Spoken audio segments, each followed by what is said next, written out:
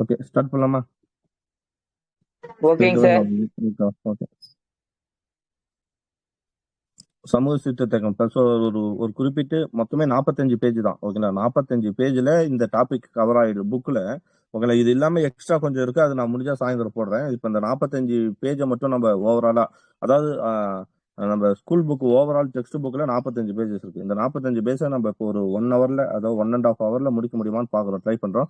So first பாடம் வந்து காலங்கள் தோறும் இந்திய பெண்களின் சொல்லிட்டு ஒரு 8வது புக்ல ஒரு பாடம் இருக்கும், ஞாபகம் இருக்குங்களா? 8th புக்ல ஆமாங்க சார். அந்த படம் தான் பார்க்க போறோம். சரிங்களா? ஸோ டேட்டாவை மட்டும் எடுத்துக்கலாம். ஓகேவா? ஸோ 1829 தான் சதி ஒழிப்பு. அதுக்கு காரணமா இருந்ததுன்னா ராஜா ராம்மோகன் ராய். கரெக்டா? ஆமா. சுதந்திரத்துக்கு முன்னாடி வரையும் நம்ம வந்து 2000 வருஷமா பெண்களோட நிலை எப்படி இருந்ததுன்னா ரொம்ப தாழ்ந்து இருந்தது. ஓகேவா? ஸோ அதுல வந்து யார் யார் நமக்கு வந்து இது பண்ணனா, ராஜா ராம்மோகன் ராய். பிரிட்டிஷ் அரசின் போது வந்து நமக்கு ராஜா ராம்மோகன் ராய், தயானந்த சரஸ்வதி, கேசவ சந்திர சென், ஈஸ்வர் சந்திர வித்யாசாகர், பண்டித ராமாபாய், டாக்டர் முத்துலட்சுமி ரெட்டி, அப்புறம் ஜோதிராவ் பூலே, பெரியார், டாக்டர் தர்மமால் போன்ற முக்கிய சமூக சீர்திருத்தவாதிகள் பெண்களின் மேற்காக போராடினார். கரெக்டுங்களா? அல்ல ராஜாராம் மோகன் ராய் முயற்சியோட சதி ஒழிப்பு திட்டம் இயற்றப்பட்டது. நான் பேச கேக்குங்களா? 1856 சரிங்க விதவை சார். மறுமண சட்டம் கொண்டு வருவதற்கும் வழிவகுத்தது. ஓகே. ஈஸ்வர சந்திர வித்யாசாகர் முடிச்ச வேலை 1856 என்னாச்சு?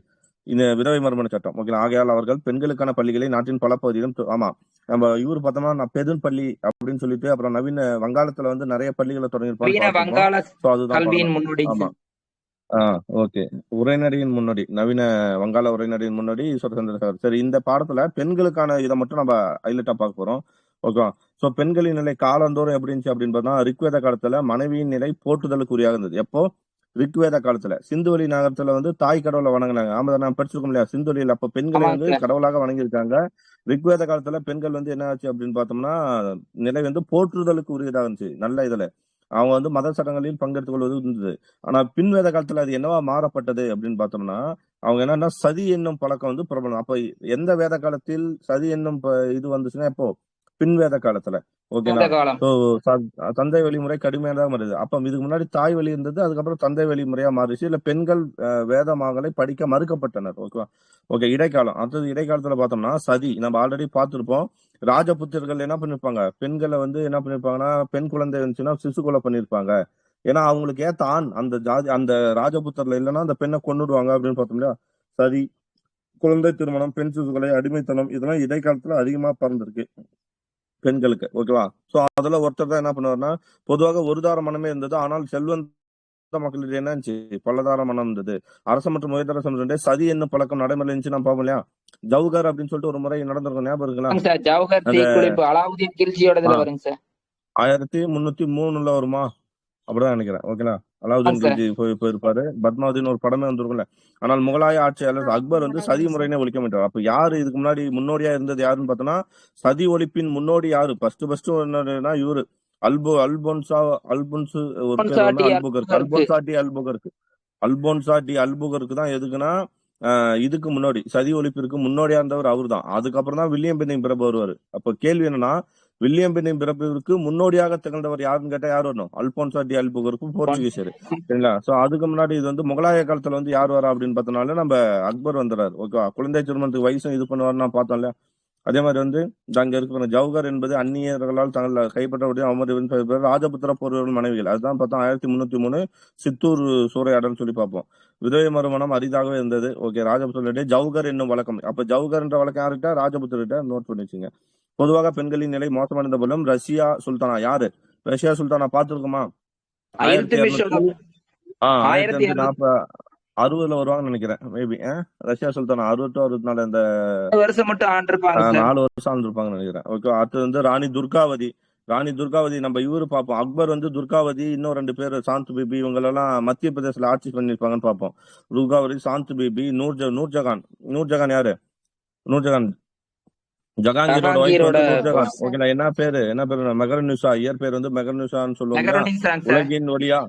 உலகின் ஒளி என்று அழைக்கப்பட்டவர். ஓகேவா? அப்புறம் ஜகானாரா யாருன்னு தெரியல. ஜிஜாபாய் மற்றும் மீராபாய் போன்ற சில விதிவிலக்குகளும் காணலாம். இவங்கெல்லாம் வந்து அரசவையில இருந்தாங்கன்னு சொல்றாங்க. ஓகே. அப்புறம் வேற என்ன? தங்கள் பாடலை கற்றுக்கொண்டனர். 44 வரைக்கும் தானே சார் வரும். எப்போ? 1240 to 40.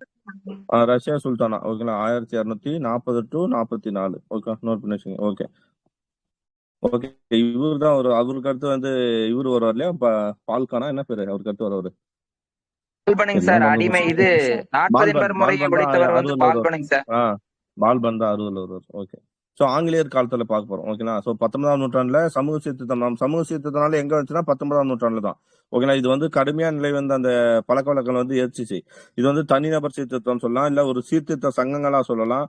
ஓகேங்களா. ஸோ இதெல்லாம் கடுமையா ஒழிச்சிச்சு. அதுல வந்து குழந்தை திருமணத்தை தடுத்தல், விதவை மரணத்தில் ஊக்குவிச்சு ஒரு தாரமானத்தை நடைமுறைப்படுத்தல், நடுத்தர வர்க்க பெண்கள் தொழில்கள் அல்லது பொது வேலைகளை மேற்கொள்ள உதவுதல் எல்லாம் செஞ்சாங்க. 19ஆம் நூற்றாண்டின் தொடக்கத்தில் நோட் பண்ணுங்க. 19ஆம் நூற்றாண்டு தொடக்கத்தில் ஆண் கல்வியுடன் ஒப்பிடும்போது பெண் கல்வி மிக குறைவாக இருந்தது. அன்னைக்கு கிடையாது, இன்னைக்கு அப்படிதான் இருக்கு. ஸோ அப்போ 1819ஆம் ஆண்டு கல்கத்தாவில் முதலில் பெண் சிறார் சங்கத்தை அமைத்தனர். ஓகே, நோட் பண்ணுங்க. கிறிஸ்துவ அமைப்புகள் யார் அப்போ? பெண்கள் கிறிஸ்துவ அமைப்புகள் 1819ஆம் ஆண்டு கல்கத்தாவின் முதலில் பெண் சிறார் சங்கத்தை அமைத்தன. பெண் சிறார் சங்கம் முதல்ல எங்க அமைது? 1819 கிறிஸ்துவ மிஷனரி கல்கத்தா. அமைக்கிறாங்க. அதுக்கப்புறம் ரொம்ப இம்பார்ட்டன்டான கொஸ்டின். கல்கத்தாவில் கல்விக் கழகத்தின் தலைவராக இருந்த ஜெய்டி பெதுன். யாரு? ஜெய்டி பெதுன். கல்கத்தாவோட கல்விக் கழகத்தோட தலைவர் என்ன? ஜெய்டி பெதுன். அவர் வந்து 1849ஆம் ஆண்டு பெதுன் பள்ளியை நிறுவினார். கரெக்டா? பெதுன் பள்ளி எப்ப நிறுவுது? 1800. அந்த 19 கிருஷ்ணரி மிஷன்ஸால நல்லா கவனிக்கணும்.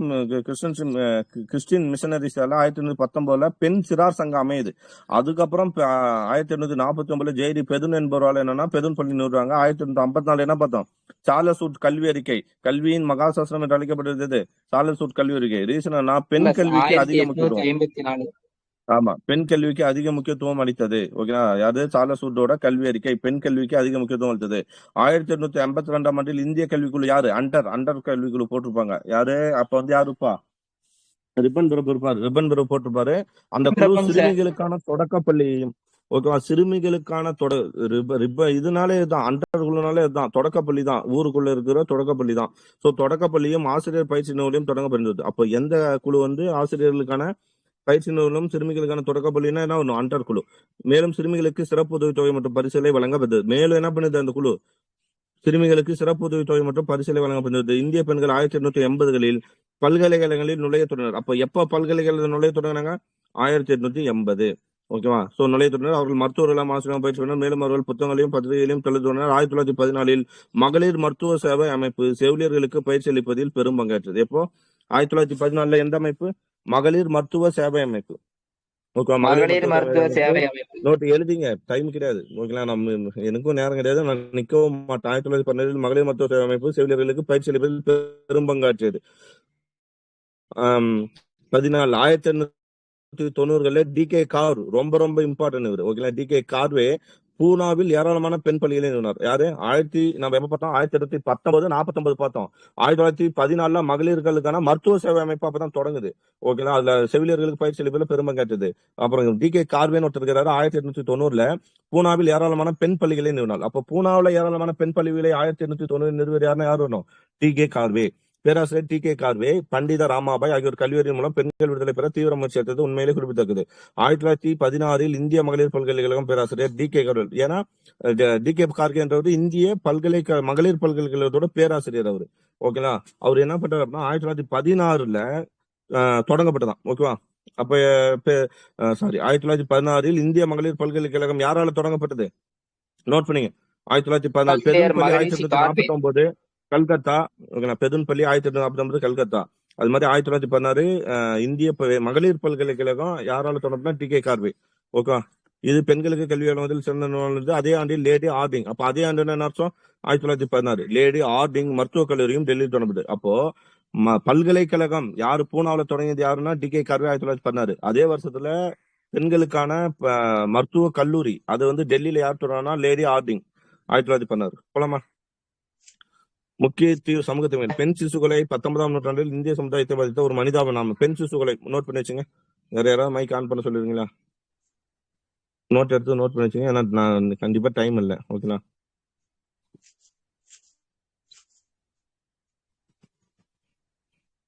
ஓகே. பெண் சிசுகளை 19ஆம் நூற்றாண்டு இந்திய சமுதாயத்தை பார்த்து ஓகே பார்க்கலாம். இது குறிப்பா எங்க இருக்கும்?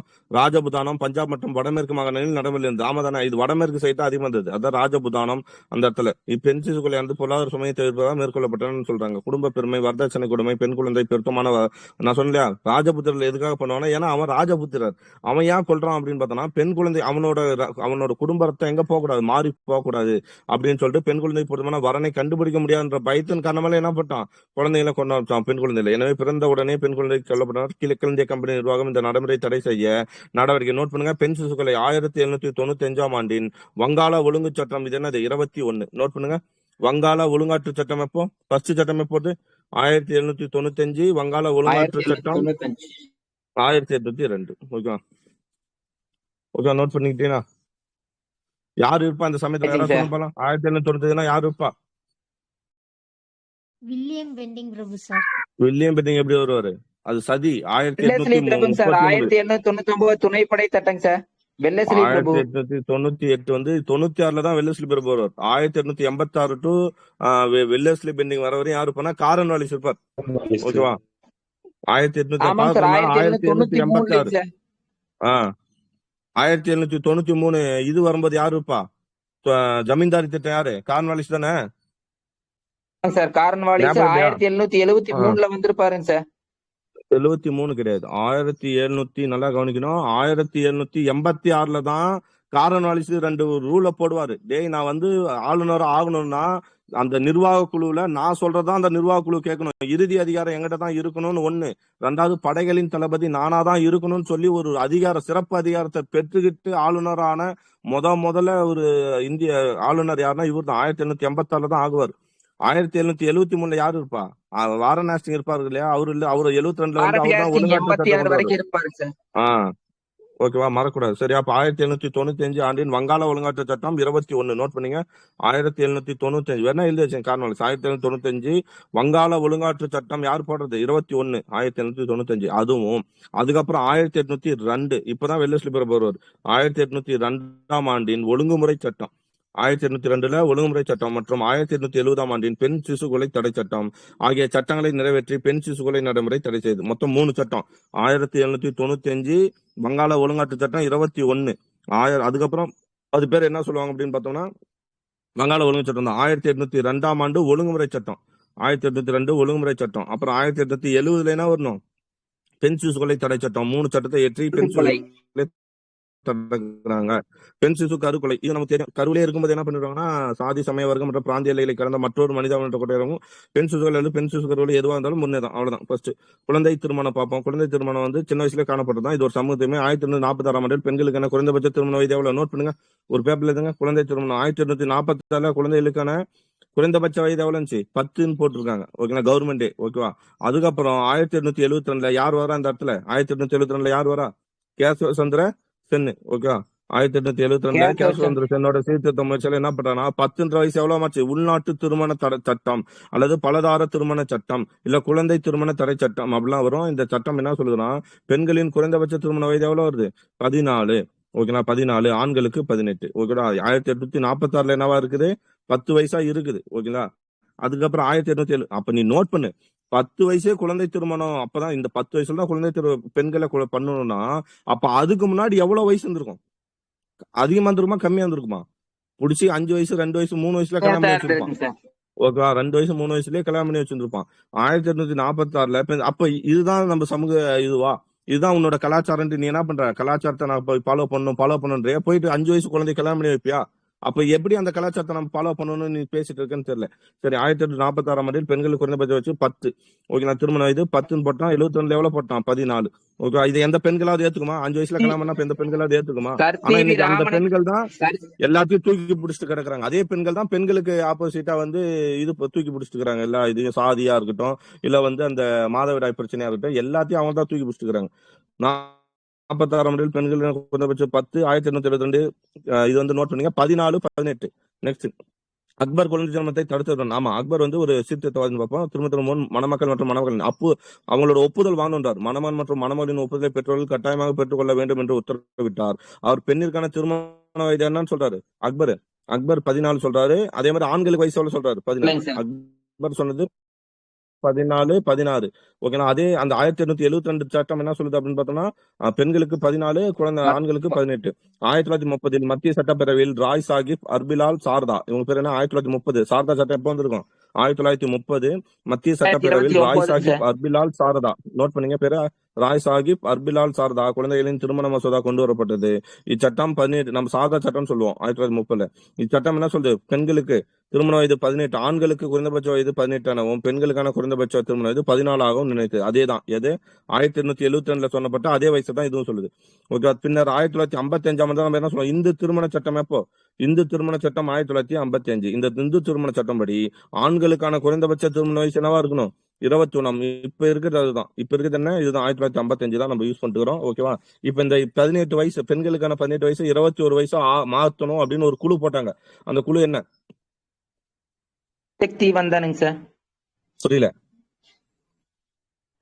ஜெயா ஜேட்லியா sir. Very good. Jaya Jaitley குழு. ஓகேங்களா? சதி வந்து எல்லாத்துக்குமே தெரியும். அது ராஜபுத்திரர்களிடையே பழக்கமானவர், பெரும்பாலும் கணவனை இழந்த பெண்கள் உறவினர்கள் வற்புறுத்தலாலே சிறையில்லாம இருந்தாங்க. தூக்கி நெருப்புல போட்டுருவான். ஓகே. அப்ப வந்து என்ன பண்ணுவான்னா, தன் கணவன் இறந்த துக்கத்துல பெண் வந்து தானா போய் விழுந்தா. ஆனா அது அப்படியே என்னவா மாத்திட்டான்? கட்டாயப்படுத்தி என்ன பண்ணிட்டான்? அது ஒரு பழக்கமா மாத்திட்டான். மூட நம்பிக்கையில் மூழ்கினது தான் இந்தியா. ஓகேவா? தூக்கி போய் அன்னைக்கு நைட்டுல அன்னைக்கு வந்து லைட் இருக்காது வீட்டுல. எந்த வீட்லுமே கரண்ட் இல்ல அன்னைக்கெல்லாம். அதனால நகை வெட்டக்கூடாது. 6 மணிக்கு மேல நகை வெட்டினா அது வீட்டுல என்ன பண்ணிடும்? யாரு காலையாவது குத்திடும் சொல்லி நகை வெட்டக்கூடாதுன்னா. ஆனா இன்னைக்கு கரண்ட் வந்து எல்இடி வந்து எல்லா கருமமும் வந்து இன்னைக்கு என்ன பண்றான்? வீட்டுக்குள்ள நகை வெட்டக்கூடாது, இல்ல சனிக்கிழமை வெள்ளிக்கிழமை வெட்டக்கூடாதுன்னு சொல்லி கதை விட்டுட்டு இருக்கிறான். மூட நம்பிக்கையில மூழ்கிட்டு இருக்கிறோம். இந்திய சமூகத்தில் நிலவிய பழக்கம் காணப்படுது. பெரும்பாலும் கணவனை இழந்த பெண்கள் என்ன பண்ணும்? உறவினர்களின் வற்புறுத்தலையே சிறையில் அமர்ந்தனர். அதான் சதி. 1420 விஜயநகருக்கு வருகை புரிந்த யாரு? இத்தாலி பயணி நிக்கோலோ கோண்டி. யாரு? 1420 யார் வரா? விஜயநகருக்கு வருகை புரிந்த இத்தாலிய பயணி நிக்கோலோ கோண்டி. அப்ப நிக்கோலோ கோண்டி யாரு? அவரு வந்து இத்தாலிய பயணி. வேற யாரு இத்தாலி பயணி போலயும்? இத்தாலி பயணி வேற பார்ப்போம். வெனிஸ் நகர பயணி, இத்தாலி பயணி, மார்க்கோ போல பார்ப்போமா? மார்க்கோ போல பார்ப்போம். டொமிங்கோ பயசா ஒரு என்ன தெரியல. சரி, நோட் பண்ணீங்க. மார்க்கோ போலவும் இத்தாலி பயணி பார்ப்போம். இது வந்து விஜயநகருக்கு வருகை புரிந்த இத்தாலி பயணி நிக்கோலோ கோண்டி தனது குறிப்பில் அந்த பகுதியில் வாழ்ந்தவர்கள் தங்கள் விருப்பத்தின் பேரில் பல பெண்களை என்ன பண்ணாங்க? திருமணம் செய்து கொண்டனர் என்றும் பெண்கள் இறந்த தன் கணவருடன் எரிக்கப்பட்டனர். இப்போ ஒரு ஆணு 10 பெண்களை கல்யாணம் பண்ணிக்கிறானா? ஏன்னா அவன் ராஜான்னு சொல்லிட்டு அந்த திமுர்ல ஆணுன்னு சொல்லிட்டு பத்துக்கிறான். என்ன பண்றான்? கல்யாணம் பண்ணிக்கிறான். அப்ப அந்த ஒருத்தன் சேர்த்து அந்த 10 பேர் என்ன பண்ணும்?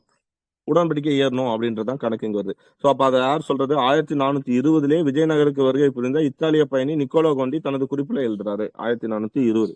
ஓகே. 19ஆம் நூற்றாண்டின் தொடக்கத்தில் சதி என்னும் பழக்கம் வங்காளத்தின் பல பகுதிகளில் மேற்கிந்தியா மற்றும் தென்னிந்தியாவிலும் நடைமுறையில் இருந்தது. 1811ஆம் ஆண்டில் ராஜா ராம் மோகன் ராயோட சகோதரர் யாரு? ஜெகன்மோகன் ராய்.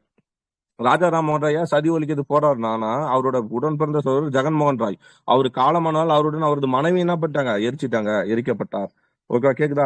ராஜாராம் மோகன் ராய் அதை பார்த்தபோது மிகவும் மகிழ்ந்தார். இந்த கொடுமன நடைமுறை சட்டத்தின் மூலம் ஒழிப்பேன் என்று சபதம் செய்தார். அவர் சதியை ஒழிப்பதற்கான தொடர்ச்சியான போராட்டத்தை மேற்கொண்டார். சோ அப்புறம் 1811 எரிச்சனாலதான் 1815 ஒரு சபையை தொடங்குவார். என்ன சபை? ஞாபகம் இருக்கா? ஆத்மீய சபை. ஓகே, எனக்கு கேள்வி கேட்கவும் டைம் இல்ல, அது பதில் சொல்லவும் டைம் இல்லை. ஆத்மீய சபை. ஓகேங்களா? பத்திரிகை மூலமும் மேடைகளில் பேசுவதன் மூலமும் மேற்கொண்டார். ராஜாராம் மோகன் ராய் 1818-20 பல கட்டுரைகளை வெளியிட்டார். 1820 அதில் சதி என்னும் சடங்கு சாஸ்திரங்களில் கட்டளையிடப்படவில்லை. அது என்ன சொல்றேன்னா, சாஸ்திரம்ல சதின்ற ஒரு பழக்கமே கிடையாது அப்படின்னு சொல்லி குறிப்பிட்டார். சதி என்னும் சடங்கு இந்து மதத்தின் ஒரு அங்கம் சொல்றாரு. சோ அது வந்து நம்ம மூட நம்பிக்கை அதை ஃபாலோ பண்ணிட்டு வரோம். இது வந்து சதி ஒழிப்புக்காக நிறைய இது பண்றாரு. அப்போ பழமையான இந்து பழக்கமான சதி ஒழிப்பு எதிராக ராதா கந்த் தேப் மற்றும் பவானி சரண் பானர்ஜி ஆகியோர் தனது கருத்துக்களை வெளியிட்டனர். யாரு வெளியிட்டாங்க? கூட இவர் கூட ராதா கந்த் தேப்பும் பவானி சரண் பானர்ஜி. நோட் பண்ணுங்க, 2 பேரும் நோட் பண்ணுங்க. ராதா கந்த் தேப்பு மற்றும் பவானி சரண் பானர்ஜி. வில்லியம் பென்னிங் பிரபு குற்றவியல் நீதிமன்றங்களின் நீதிபதிகளால் சதி என்னும் பழக்கம் ரத்து செய்யப்படுவது பரிந்துரைக்கப்படுவதை கண்டார். வில்லியம் பென்னிங் பிரபு என்னன்றாரு? குற்றவியல் நீதிமன்றம் வந்து அந்த நீதிபதி வந்து சதி என்னும் பழக்கத்தை வந்து ரத்து செய்யணும்னு சொல்லியிருக்காங்க. சோ அதன் அடிப்படையில அவர் டிசம்பர் 4 நாம் படிப்போம். அவர் டிசம்பர் 4 1829 விதி என்ன? இது விதி 17. ஓகேங்களா? விதி வந்து 17. ஓகே. அது குழந்தை பெண் சிசு கொலை என்ன பார்த்தோம்? பெண் சிசு கொலை 1795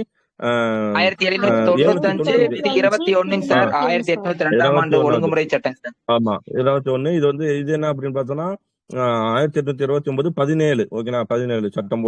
ஓகே. இச்சட்டத்தின் மூலம் சதியில் ஈடுபது அல்லது எரித்தல் அல்லது அதான் ஒரு பெண்ணை வந்து இந்து விதையில உயிரோட எரிக்கிறது குற்றம் அப்படின்னு சொல்றாங்க. அப்படி செஞ்சா குற்ற நீதிமன்றம் தண்டிக்கப்படுதுன்னு சொல்றாங்க. அதே போன்ற நடவடிக்கை பம்பாய் மற்றும் சென்னையிலும் உடனடியாக சட்டமாக்கப்படுது. ஆனா இப்படி போட்டு அதை ஃபாலோ பண்ண மாட்டான். சென்னையிலும் பம்பாயிலும் நடைமுறைப்படுத்துறாங்க, ஆனா நடைமுறைப்படுத்த மாட்டானுங்க. இதுல 1858 சொல்றோம் இல்லையா, அந்த விக்டோரியா மகாராணி இது.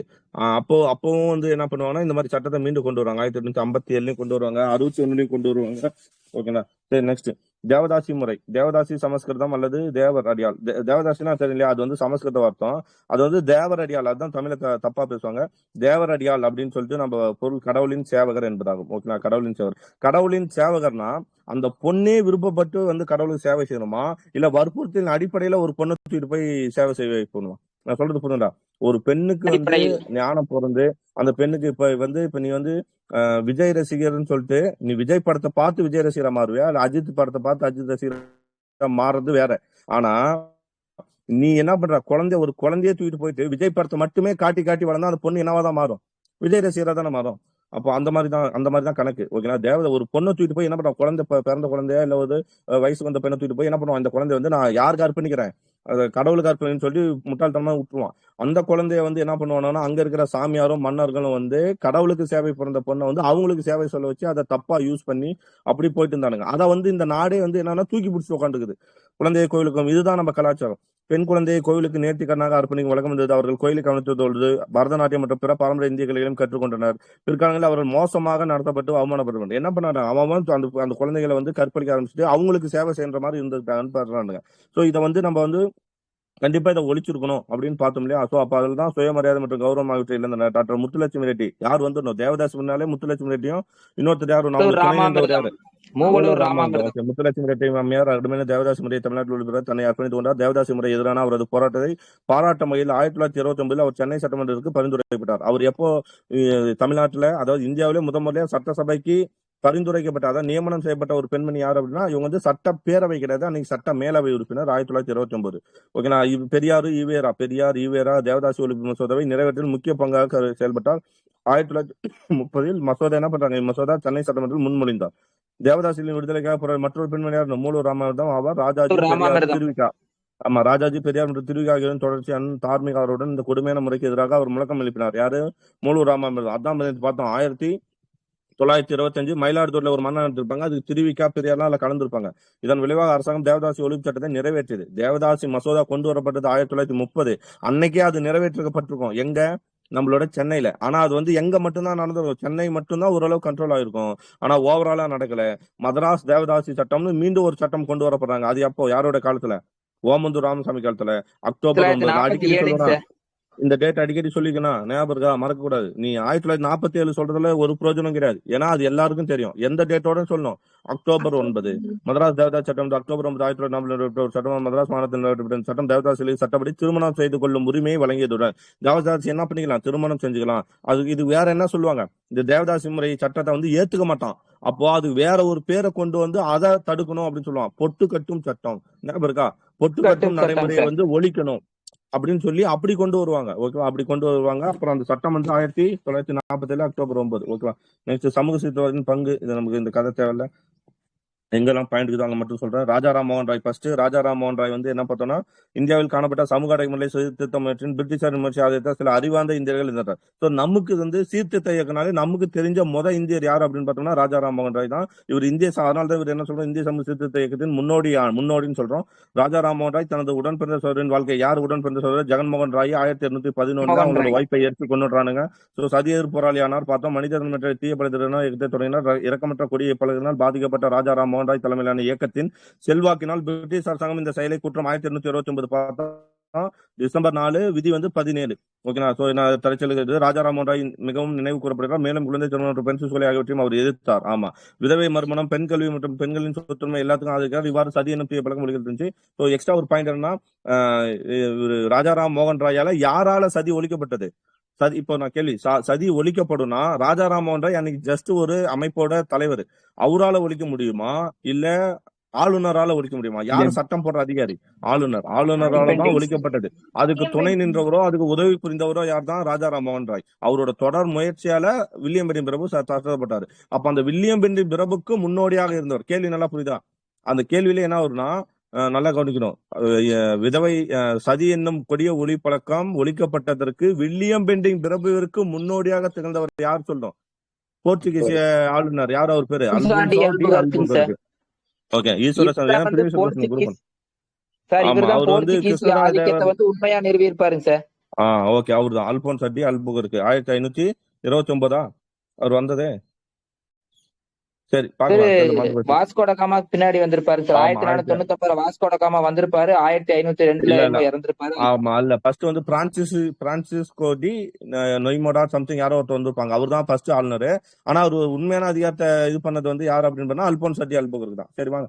ஈஸ்வர சந்திர வித்தியாசம் பெண் இன்னொரு கல்வி குண்டா வந்திருப்பாரு. மறுமணம் ஆகியவற்றை ஆதரிக்கவும் பலதரமானத்தை ஒளிபரப்பும் பார்ப்போம். ஈஸ்வர வித்தியாசாகர்னா பெண் கல்வி விதவை மறுமணம். ஓகே வங்காளத்தில் ஒரு இயக்கத்தை மேற்கொண்டார் பார்ப்போம். 1956 தான் இந்த விதவை மறுமண சட்டம் கொண்டு வந்திருப்பாங்க. அப்போ அந்த சமயத்துல யார் இருந்திருப்பா? பிரபு யாரு? 1856 யார் வரணும் ஞாபகம் இல்லையா? 1856 கானிங் பிரபு. என்ன காணிங் பிரபுங்க சார். 1857 பெருங்கிழச்ச ஒடுக்குது யாரு? கானிங் பிரபு. உடனே பாத்துக்கணும்ல மைண்ட். இவ்வளவு ஒரு விக்டோரியா செகண்டே மகாராணி பேரறிக்கை 1856. வந்திருப்பாங்க சார். ஆனா இது எப்ப நடைமுறைப்படுத்தப்படும்? யாரோட ஆட்சி காலத்துல நடந்துச்சு? நல்லா கவனிக்கணும். சட்டம் கொண்டு வரப்பட்டது கானிங் பிரபு. நடைமுறைப்படுத்தப்பட்டது கானிங் பிரபுக்கு அடுத்து வந்தது யாரு? கானிங் பிரபுக்கு அடுத்து 1856 அடுத்து வந்தது யாரு? இல்ல இது வந்து இந்த சட்டம் வந்து எப்போ வந்திருக்குன்னா இருங்க டல்லோசி பிரபா 1854 வாரிசு இழப்பு கொள்கை கொண்டு வந்தது டல்லோசி தானே. 1856 டல்லோசி பிரபு காலத்துல தான் சட்டம் வரும். எப்போ வரும்? டல்லோசி நோட் பண்ணுங்க. 1856 டல்லோசி காலம். டல்லோசி இருக்கும்போது அந்த சட்டம் வரும். ஆனா 56 அடுத்து டல்லோசிக்கு அப்புறம் யார் வந்துட்டா? 1857 காணி பிரபு வந்துருவாரு. காணி பிரபு காலத்துல தான் நடைமுறைப்படுத்தப்படும். நான் சொல்றது புரியுதா? யாருடைய ஆட்சி காலத்தில் இது விதவை மறுமண சட்டம் வந்துச்சு அப்படின்னு பார்த்தா யாரோட காலத்துல? டல்லௌசி பிரபு. ஓகேங்களா? யாரோட காலத்துல அது நடைமுறைப்படுத்தப்படும்? கானிங் பிரபு. நான் சொல்றது வித்தியாசம் புரியுதா? வேற யாருமே பதில் சொல்ல மாட்டேங்கிறாங்களே. எதுக்குதான் இப்ப மைக் ஆன் பண்ண சொல்றீங்கன்னு எனக்கு புரியலையே. உங்களால சொல்ல முடியாது மைக் ஆஃப் பண்ணி விட்டுட்டு இருக்க வேண்டியது. ரமேஷ் கிட்ட மட்டும் கேட்டு போயிடுவோம்ல. அவர் பல மனுக்களை சமர்ப்பித்தார். மற்றவர்களுக்கு முன்மாதிரியாக அவரது நானும் ரமேஷ் கூட தனியா படிச்சிடலாம் போல. அப்படிதான் இருக்கும். அவர் பல மனுக்களை சமர்ப்பித்தார். படிக்கிறதுல இன்ட்ரெஸ்டே இல்லைன்னா வேற என்ன பண்ண முடியும்? மற்றவர்களுக்கு முன்மாதிரியாக அவரது மகன் நாராயணச்சந்திரா. ஓகே சோ அவர் வந்து விதவை மறுமண சட்டத்தை வந்து கொண்டு வராரு. எப்போ? 1956 அவர் பல மனுக்களை சமர்ப்பித்தார். மற்றவர்களுக்கு முன்மாதிரியாக அவரது மகன். மற்றவர்களுக்கு முன்மாதிரியாக யாருக்கா? இவர் என்ன பண்றாரு? ஒரு கதை. அவரோட மகனுக்கு எப்படி இவர் வந்து ராஜாராமன் ராய் அவங்க அண்ணனோட சதி, அவங்க அண்ணனுக்கு வந்து இறந்தனால அவங்க அண்ணியை தூக்கி நெருப்புல போட்டாங்களோ அது மாதிரிதான் அவரு அதை பார்த்து வந்தாரு. அது மாதிரி இவர் என்ன பண்றாருன்னா இவரோட பையனுக்கு என்ன பண்றாரு? இவரோட பையன் பேர் வந்து நாராயணச்சந்திரா. நாராயணச்சந்திராவுக்கு ஒரு விதவை திருமணம். அப்ப எவ்வளவு ஒரு புரட்சி! ஈஸ்வர சந்திரசேகர் இவங்க எல்லாம் பிராமணர்கள். இவங்க எல்லாம் அப்போ அவங்க வீட்டுல எல்லாம் வைதிகம். ஆனா அதை எதிர்த்து தன்னோட ஃபேமிலியில நீ வந்து விதவை மறுமண சட்டம் வருமானம் பண்றது வாயில சொல்லிட்டு போலாம்.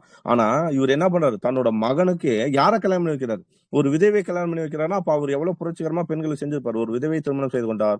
வித்யாசாகர் பெண் கல்வியை மேம்படுத்துவதற்காக வங்காளத்தில் என்ன பண்றாரு? நாடியா, மிட்னாப்பூர், ஊக்லி மற்றும் பர்தவான் பாகிய மாவட்டங்கள் பல பெண் கல்வி நிறுவனம் இவர் தான். ஓகேனா? நாடியா, மிட்னாப்பூர், ஊக்லி மற்றும் பர்தாவான். ஓகேங்களா? நோட் பண்ணி வச்சுங்க. இவரோட பேர் என்ன? ஈஸ்வர சந்திர தான் இவரோட பேரு. இவர் கல்விக்காக செஞ்ச பணி, பெண் கல்விக்காக இவர் செஞ்ச பணிக்காக தான் அவருக்கு என்ன பட்டம் கொடுத்தாங்க? வித்யாசாகர். ஓகே நோட் பண்ணி வச்சுங்க. ஓகே நாடியா, மிட்னாப்பூர், ஊக்லி மற்றும் பர்தவான் ஆகிய மற்றும் பல பெண்களும் பெண்ணினார். கந்துகூரி வீரேசலிங்கம் ரொம்ப ரொம்ப இம்பார்ட்டன்ட். ஓகேங்களா?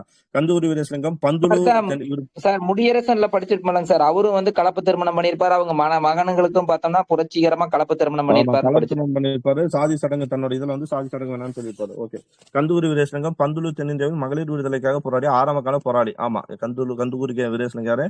இவர் பேர் வந்து பந்துலுன்னு சொல்லுவாங்க. தென்னிந்தியாவில் மகளிர் விடுதலைக்காக, தென்னிந்தியாவில ஓகேங்களா நம்ம இதுல பெண் விடுதலைக்காக போராடி ஆவார். அவர் விவேகவர்த்தினி என்ற பத்திரிகை நோட் பண்ணுங்க. விவேகவர்த்தினி என்ற பத்திரிகை எழுதினாரு. சக்கரவர்த்தினா பாரதியார் வருவாரு. அது மாதிரி விவேகவர்த்தினி என்ற பத்திரிகையை எழுதி வெளியிட்டவர் யாரு அப்படின்னா இவர் வரணும். ஓகேனா? யாரு? கந்துகுரி எழுதிங்க என்ற பத்திரிகை வெளியிட்டா. மேலும் அவர் 1876 தனது முதல் பெண்கள் பள்ளியை திறந்தார். பி.டி. ஜெயின் பெதுன் பள்ளி. அப்போ ஜெயின் பெதுன் பள்ளி 1849. ஓகே அதே மாதிரி வந்து இவரு டி.கே. கார்வே பெண்களுக்கான பல்கலைக்கழகம் எந்த வருஷம்? 1914. எந்த மாநிலம்? அது ஞாபகம். இதே மாதிரி லேடி ஹார்டிங் என்பவர் வந்து பெண்களுக்கான கல்லூரியை தொடங்குறார். மருத்துவக் கல்லூரி. அதே 1916 டெல்லி.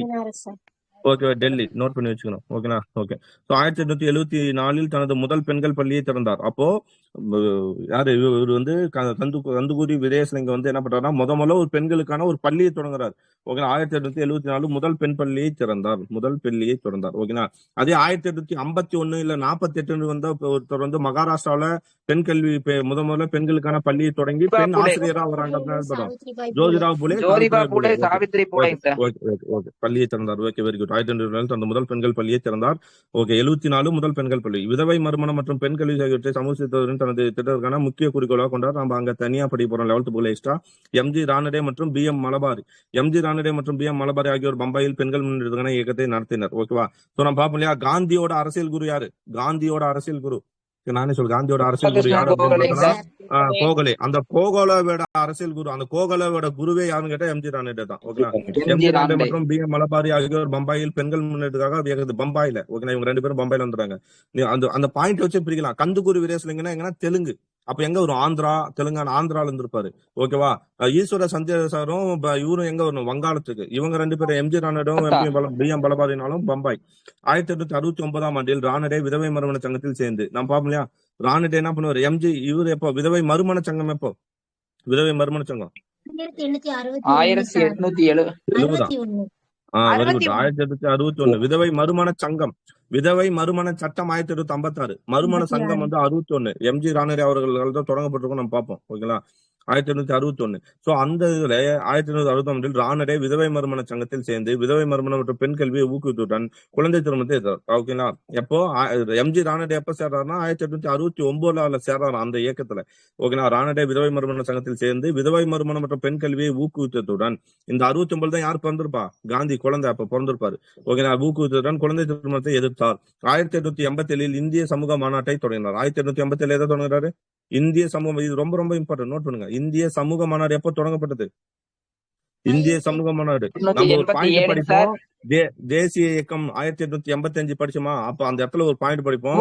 தேசிய காங்கிரஸ் மாநாட்டுக்கு பின்னாடி தொடங்கி இருப்பாரு. ஒவ்வொரு தேசிய இயக்க மாநாட்டுக்கு பின்னாடியும் என்னன்னா இந்த தேசிய சமூக மாநாடு, சீர்திருத்த சமூக மாநாடு நடக்கப்படும் அப்படின்னு பார்ப்போம். ஓகேங்களா. அப்போ குழந்தை திருமணத்தை எதிர்த்தார். 1990 இந்திய தேசிய சமூக தொடங்கினது யாரு அப்படின்னு பார்த்தோம்னா யார்? எம்ஜி ரானடே தொடங்கினார். அது சமூக சீர்திருத்தத்துக்கான ஒப்புயர்வற்ற நிறுவனமாக உருவானது. அது சீர்திருத்தத்துக்கான ஒரு அமைப்பு.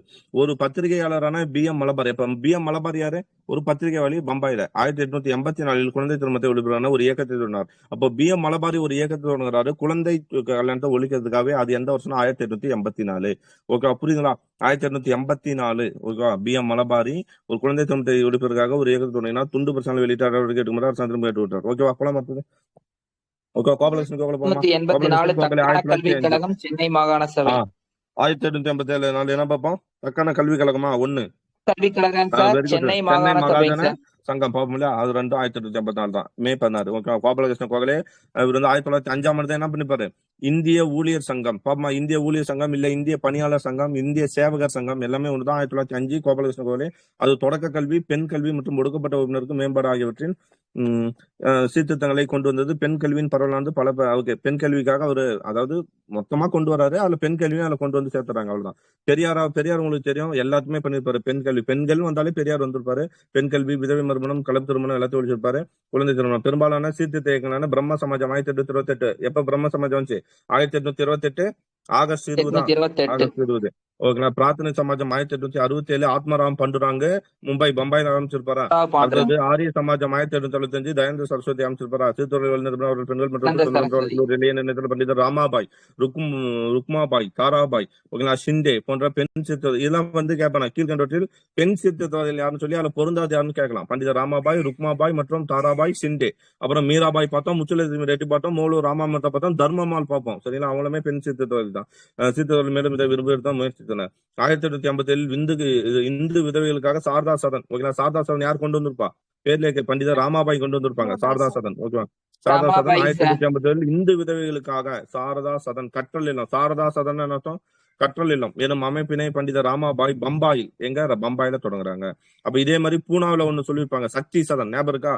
சக்தி சதன் நினைக்கிறேன் பூனாவில. ஓகேவா. அது வந்து பெண்கள் வந்து அந்த தங்கறதுக்காக. இது வந்து கற்றல் இல்லம், அது தங்கும் இல்லம். ஓகேவா. அது மாதிரி வந்திருக்கும்னு நினைக்கிறேன். 1889 இந்து விதவைகளுக்காக சாரதா சதன் கற்றல் இல்லம். 89 ஞாபகம் வச்சுக்கணும். ஓகேவா? 1884 பெண் குழந்தைகளை பெண் குழந்தை திருமணத்தை தடுப்பதற்காக ஒருத்தர் ஒரு இயக்கத்தை தொடங்குறாரு பம்பாயில. யார் அவரு? BM மலபாரி. ஓகேங்களா? நோட் பண்ணி வச்சுக்கணும். அது மாதிரி BM மலபாரிங்க சார். 89 சாரதா சதன் கற்றல் இல்லம் என்னும் ஒரு அமைப்பை நீங்க எழுதலாம் வேஸ்ட் தான். மீண்டும் உட்காந்து புக் ஃபுல்லா படிக்கணும்.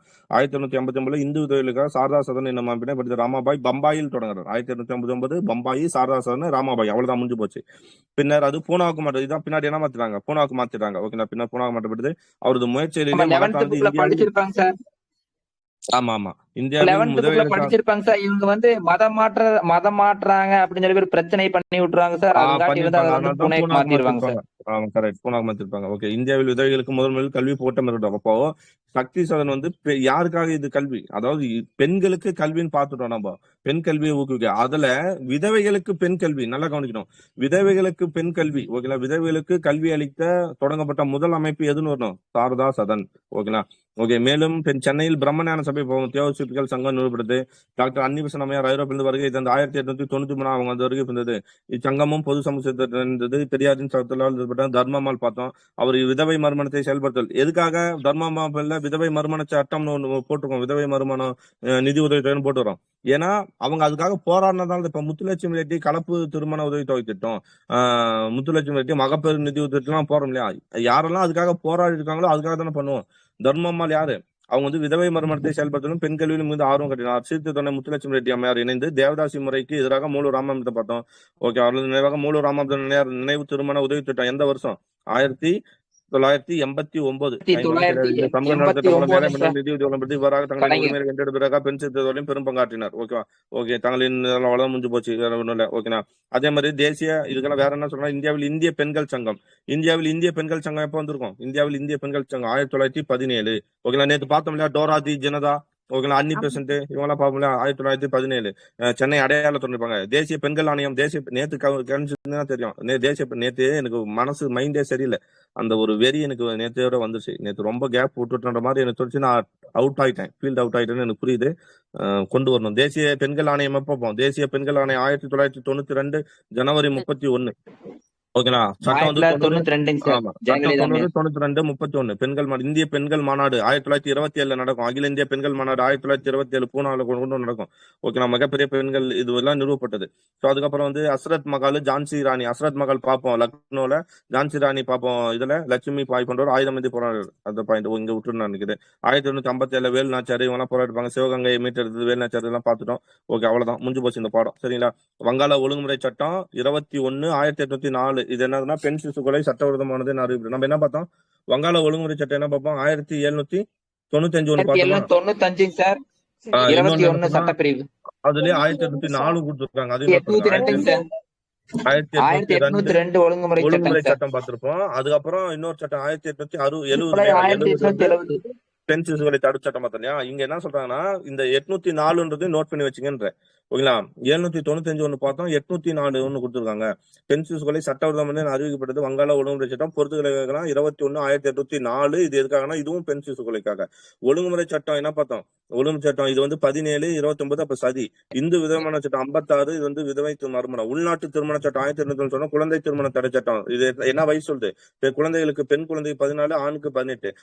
சட்டம் 1930. இது என்ன சொல்லணும்னா 14, பெண்ணுக்கு 14, ஆணுக்கு 18. தேவதாசி ஒழிப்பு சட்டம் என்ன சொல்லுது அப்படின்னு பார்த்தோம்னா அது இது கொண்டு வரட்டும் 1947 அக்டோபர் 9. சரியா? ஓகே. அவ்வளவுதான். போல மாட்டுது. இந்தியா 14 1956. ஓகே. இந்தியா 14 14 என்ன சொன்னா அனைவரும் சமம், பெண்களுக்கு அதிகாரம் அளிப்பது தேசிய கொள்கையானது. தேசிய கல்விக் கொள்கை பார்த்தோமா 1986. பெண்களுக்கு என்ன கொடுத்தது? பெண்களுக்கு அதிகாரம் அளிக்கிறது. அடுத்தது புதிதாக தொடங்கப்பட்ட மகிழா சமக்கியா எனும் திட்டமானது பெண்களுக்கு நான் பார்த்தோம். மகிழா சமக்கியா. ஓகேங்களா? பெண்களுக்கு அதிகாரம் அளிக்கக்கூடிய ஒரு திட்டம் தான். ஓகே. பெண்களுக்கு 33% இடஒதுக்கீடு வழங்கிதான் பார்த்தோம். ஜனவரி 1992 நான் என்ன சொன்னேன்? தேசிய ஆணையம் ஜனவரி 31 1992 பார்த்தோம். பெண்கள் தொடர்பு. ஓகேவா? அவ்வளவுதான், வேற ஒன்றும் இல்லை. அதே படம் தான். இப்ப இந்த கொஸ்டின் சொல்லுவாங்க. BM சதி என்னும் நடைமுறை வெளிப்பட்ட 1829. BM மலபாரி என்பவர் ஒரு என்ன பார்த்தோம்? ஆசிரியரா, வழக்கறிஞரா, மருத்துவரா, பத்திரிகையாளரா? சொல்லுங்க. பத்திரிகையாளர். BM மலபாரி பத்திரிகையாளர். இந்தியாவின் முதல் பெண் மருத்துவர் முத்துலட்சுமி ரெட்டி. இந்த ஆப்ஷன்ல பொறுத்தவரை. ஓகேனா? ஓகே. இதெல்லாம் போட்டலாம். சமூக சீர்திருத்தம் இந்த பாடம் பார்க்கலாமா? ஓகேவா? பார்க்கலாமா? டைம் இருக்குமா தெரியல. என்ன டைம்? 8:15. ஓகே. ஓகே. எதிரி. ஓகே. சொல்லுங்க மேடம். சார் ஃபர்ஸ்ட் இந்த சதி ஒழிப்புங்கிறது 1829 வந்திருக்குங்களா சார்? அது 829 வந்து ஆ அது வங்காளத்துல மட்டும் தானே சார் ஃபர்ஸ்ட் வந்திருக்கும்? அது வங்காளத்துல தான் ஃபர்ஸ்ட் வந்து அதுக்கப்புறம் கீழே ஒரு பாயிண்ட் சொன்னாங்கல்ல, சென்னையிலும் பம்பாயிலும் சட்டம் நிறைவேற்றப்படும் ஞாபகம் இருக்குங்களா? அதான் சார், அது 1861 வந்து ஆ விக்டோரியா ஆ மகாராணி அவங்களோட அறிக்கையின்படி வந்திருக்கும் சார் அது. ஆமா கரெக்ட். இந்தியா முழுவதும் வந்து 1861. Very good very good. 1861 ஓகேங்களா. ஆனா இது வந்து சுதந்திரம் அடைஞ்சும் இது தொடர்ந்துட்டு இருக்கும். 1957 87 9லயோ தான் 87லயோ தான் இது முழுசா ஒழிப்பானுங்க மீண்டும். அது வரையுமே தொடரும். எப்படியா இருந்தாலும் தொடரும். நம்மளாலும் கேட்கவா போறோம். ஓகே நெக்ஸ்ட் வாங்க. Very good. சரி பார்க்கலாமா? இது வந்து பிரம்ம சமாஜம், பிரார்த்தனை சமாஜம், அலிகார் இயக்கம் இதெல்லாம் பார்ப்போம். ஓகே இப்போ நான் ரெண்டா பிரிக்கிறேன். நல்லா கவனிக்கணும். நம்ம இப்போ வந்து நல்லா கவனிங்க. ஓகேவா? சமூக சீர்திருத்த இயக்கம்னு பார்த்துட்டோமா? இந்த சமூக சீர்திருத்த இயக்கம் எப்பலேருந்து இதாகுதுன்னா, இந்தியாவில் புதிய விழிப்புணர்ச்சியை உருவாக்கியது மேற்கிந்திய சிந்தனை மற்றும் கிறிஸ்துவ சமயம். அவங்க தான் கிறிஸ்துவம், அந்த கிறிஸ்துவ மதம் இல்ல மேற்கத்திய சிந்தனைகள் வரலன்னா இந்தியாவுல சமூக சீர்திருத்தம் ஏற்பட்டிருக்குன்னு யாராவது நினைக்கிறீங்க? இந்தியா இன்னைக்கும் அப்படிதான் ஆச்சு. இன்னைக்கே இப்படி இருக்குன்னா அன்னைக்கு எப்படி இருக்கும்? இன்னும் மோசமா இருக்கும். கிறிஸ்துவ மதமும் மேற்கத்திய சிந்தனை வந்தனால்தான் இது ஆச்சு. சமுதாயம் மற்றும் சமுதாயத்தில் ஏற்பட்ட போட்டியில் உடன்கட்டை ஏற்றல் பார்த்தோம். அடிமை முறை, தீண்டாமை இதெல்லாமே ஒழிச்சாங்க. சோ இந்தியா புத்துயிர் பெற்றதில் யார் இருக்கு? பிரம்ம சமாஜம், ஆரிய சமாஜம், ராமகிருஷ்ண சமாஜம், பிரம்ம சமயம், அலிகார் இயக்கம். பார்சிகள், சீக்கியர் எல்லாரும் அவங்க பண்ணாங்க. ஜோதிபாய் புலியோட சமூக இயக்கமும் கேரளா தமிழ்நாட்டில் பண்ற சமூக சீர்திருத்தம். இப்ப நான் ரெண்டா பிரிக்கிறேன். சீர்திருத்த இயக்கத்தை எப்படி பிரிக்கலாம்? ரெண்டா பிரிக்கலாமா? சீர்திருத்த இயக்கம் ஒண்ணு சமயங்கள் இருக்கு இல்லையா? சமயங்கள்ல இருந்த சீர்திருத்தம் நல்லா கவனிக்கணும். சமயத்தில் இருந்த சமயம் என்னது? இந்து சமயத்துல ஜாதி முறை வேறுபாடு, அப்போ அதே மாதிரி முஸ்லீம்ல இருந்த வேறுபாடுகள், அப்ப இது பேர் என்ன? சமய சீர்திருத்தம். ஆனா இந்த இடத்துல சமூக சீர்திருத்தம் என்ன வந்திருக்கும்? சொல்ல போலாம். யாராவது சொல்லுங்க, ஒரே வார்த்தையில் சொல்ல போலாம். சமூக பொதுவானதா சீர்திருத்தம் என்ன? எல்லாத்துக்குமே பொதுவானது. பொது சொல்ற எதை பாக்குறோம்? சமூக சீர்திருத்தம். அந்த சாதி ஏற்றத்தாழ்வு, ஓகேங்களா? சாதி ஏற்றத்தாழ்வு தான் என்னது? சமூகம். பிளஸ் வந்து பெண் ஆணுன்னு பாகுபாடு பாக்குறல, ஆண் பெண்ணுன்னு பாகுபாடு பாக்குறல, அது பேர் தானே அது பேர் தான் சமூக சீர்திருத்தம். சமய சீர்திருத்தம் என்ன? ஒரு கடவுள், நீ வந்து பல கடவுளை வச்சுக்கிற. நான் சொல்றது புதா, பல கடவுளை வச்சுட்டு கும்பிடுறியா? அப்ப அதை சீர்திருத்தம் செய்யணும். ஒரு கடவுள் தான், ஒரே கடவுள். ஓகேங்களா? நீ வந்து பல புத்தகங்களை வச்சுட்டு அதுல இருக்கிற மூட நம்பிக்கையை ஃபாலோ பண்றியா? அதை ஒழிக்கணும்ன்றதான் சமய சீர்திருத்தம். இது சமூக சீர்திருத்தம். சரி இப்ப சொல்லுங்க, உங்களுக்கு தெரிஞ்ச சமய சீர்திருத்தம் என்னென்ன? ஒரே கடவுள்ன்ற கோட்பாடு. நான் தான் கீவேர்டு கொடுத்தேன். ஒரே கடவுள் கோட்பாடு, மூட நம்பிக்கை ஒழிக்கணும். தயானந்த சரஸ்வதி. ஓகே சொல்லலாம். ஒண்ணு பிரம்ம சமாஜமா? சரஸ்வதி. அது பிரார்த்தனை சமாஜம் சொல்லமா? என்ன சொன்னீங்க? சொல்லுங்க. ஆரிய சமாஜம் சார். தயானந்த சரஸ்வதி பண்ணிருப்பாருலங்க சார், சுத்தி இயக்கம். ஆரிய சமாஜம் பண்ணிருக்கலாமா? ஓகே ஆரிய சமாஜம். அடுத்தது இதுல இன்னொன்னு நல்லா கவனிக்கணும். இப்ப இந்த சமய சீர்திருத்தத்துல ரெண்டா பிரிக்கிறேன். நல்லா கவனிக்கணும். என்னென்ன சொன்ன? ஒண்ணு பிரம்ம சமாஜமா? பிரம்ம சமாஜம் என்ன சொல்லுது? இந்து சமயத்தை சீர்திருத்தம் செய்தா ஒண்ணு. ரெண்டாவது அத வந்து ஓகே பிரம்ம சமாஜம். வேற என்ன சொன்னோம்? பிரார்த்தனை சமாஜம் இந்து சமயத்தை கொண்டு. ஆனா இது எல்லாமே இந்து சமயத்தை பில்டர் பண்ணணும். அதாவது என்ன பண்ணணும்? பியூரிஃபை பண்ணணும்னு சொல்லுது. ஆனா இன்னொருத்தர் சொல்றாரு, அது பேரு மீட்பு இயக்கம். என்ன பேரு? மீட்பு இயக்கம்.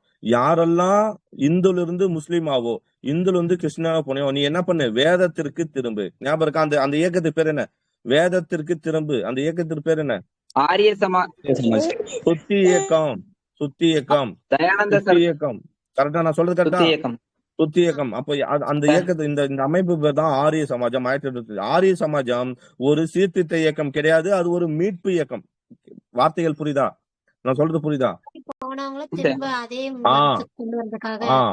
இது சீர்திருத்த இயக்கம் கிடையாது. என்ன இயக்கம் அது? மீட்பு இயக்கம். இதே மாதிரி இது எப்படி இந்துலயோ, அதாவது இந்துலயோ அதே மாதிரி முஸ்லீம்ல ஒரு இயக்கம் இருக்கு. அந்த இயக்கத்துக்கு பேர் என்ன? தியோபந்த் இயக்கம். யாரெல்லாம் முஸ்லீமா இருந்து கிறிஸ்டினா போறாங்களோ இல்ல இந்துவா மாறினாங்களோ அவங்கள கூட்டு வரது தியோபந்த் இயக்கம். இந்த ரெண்டு இயக்கமும் அதிரடியா இருந்திருக்கும். அதே மாதிரி ராமகிருஷ்ணா மிஷனும் ஒரு மீட்பு இயக்கம் தான். ஓகேங்களா? பிரம்ம சமாஜம், பிரார்த்தனை சமாஜம், அலிகார் இயக்கம். மூணாவது என்ன? முஸ்லீம்ல வந்து சீர்திருத்தம் பண்ணது அலிகார் இயக்கம். இவங்க 3 பேரும் சீர்திருத்த இயக்கங்கள் சார்ந்தவங்க. ஓகேவா? ஆனா மீட்பு இயக்கம் யார் வரணும்? மீட்பு இயக்கம் வந்து இந்த யார் வரணும்? ஆரிய சமாஜம், ராமகிருஷ்ண தியோபந்த் இயக்கம். ஓகே புரிஞ்சா? நான் சொல்றது புரிஞ்சா?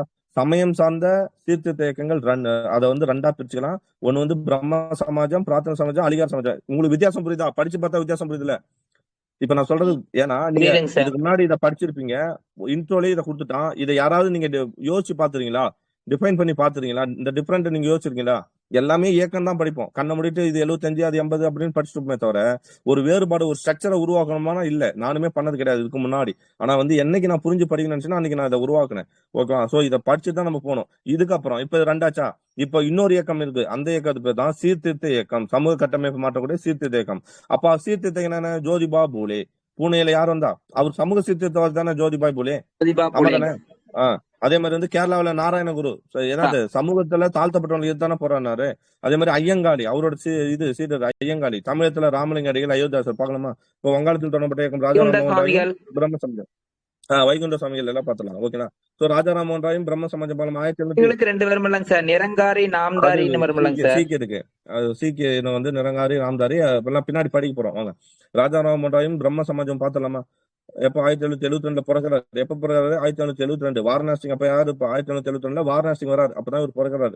1833 73 வருவார். ஓகே. வில்லியம் பெண்டிங் பிரபு அப்பதான் அந்த இந்த சட்டம் போடுவாங்க. 2வது 3வது சாசன சட்டம் போடுறாங்க. அப்ப இறக்குறாரு. ஒழுங்குமுறை சட்டம் போடும்போது பிறக்கிறாரு.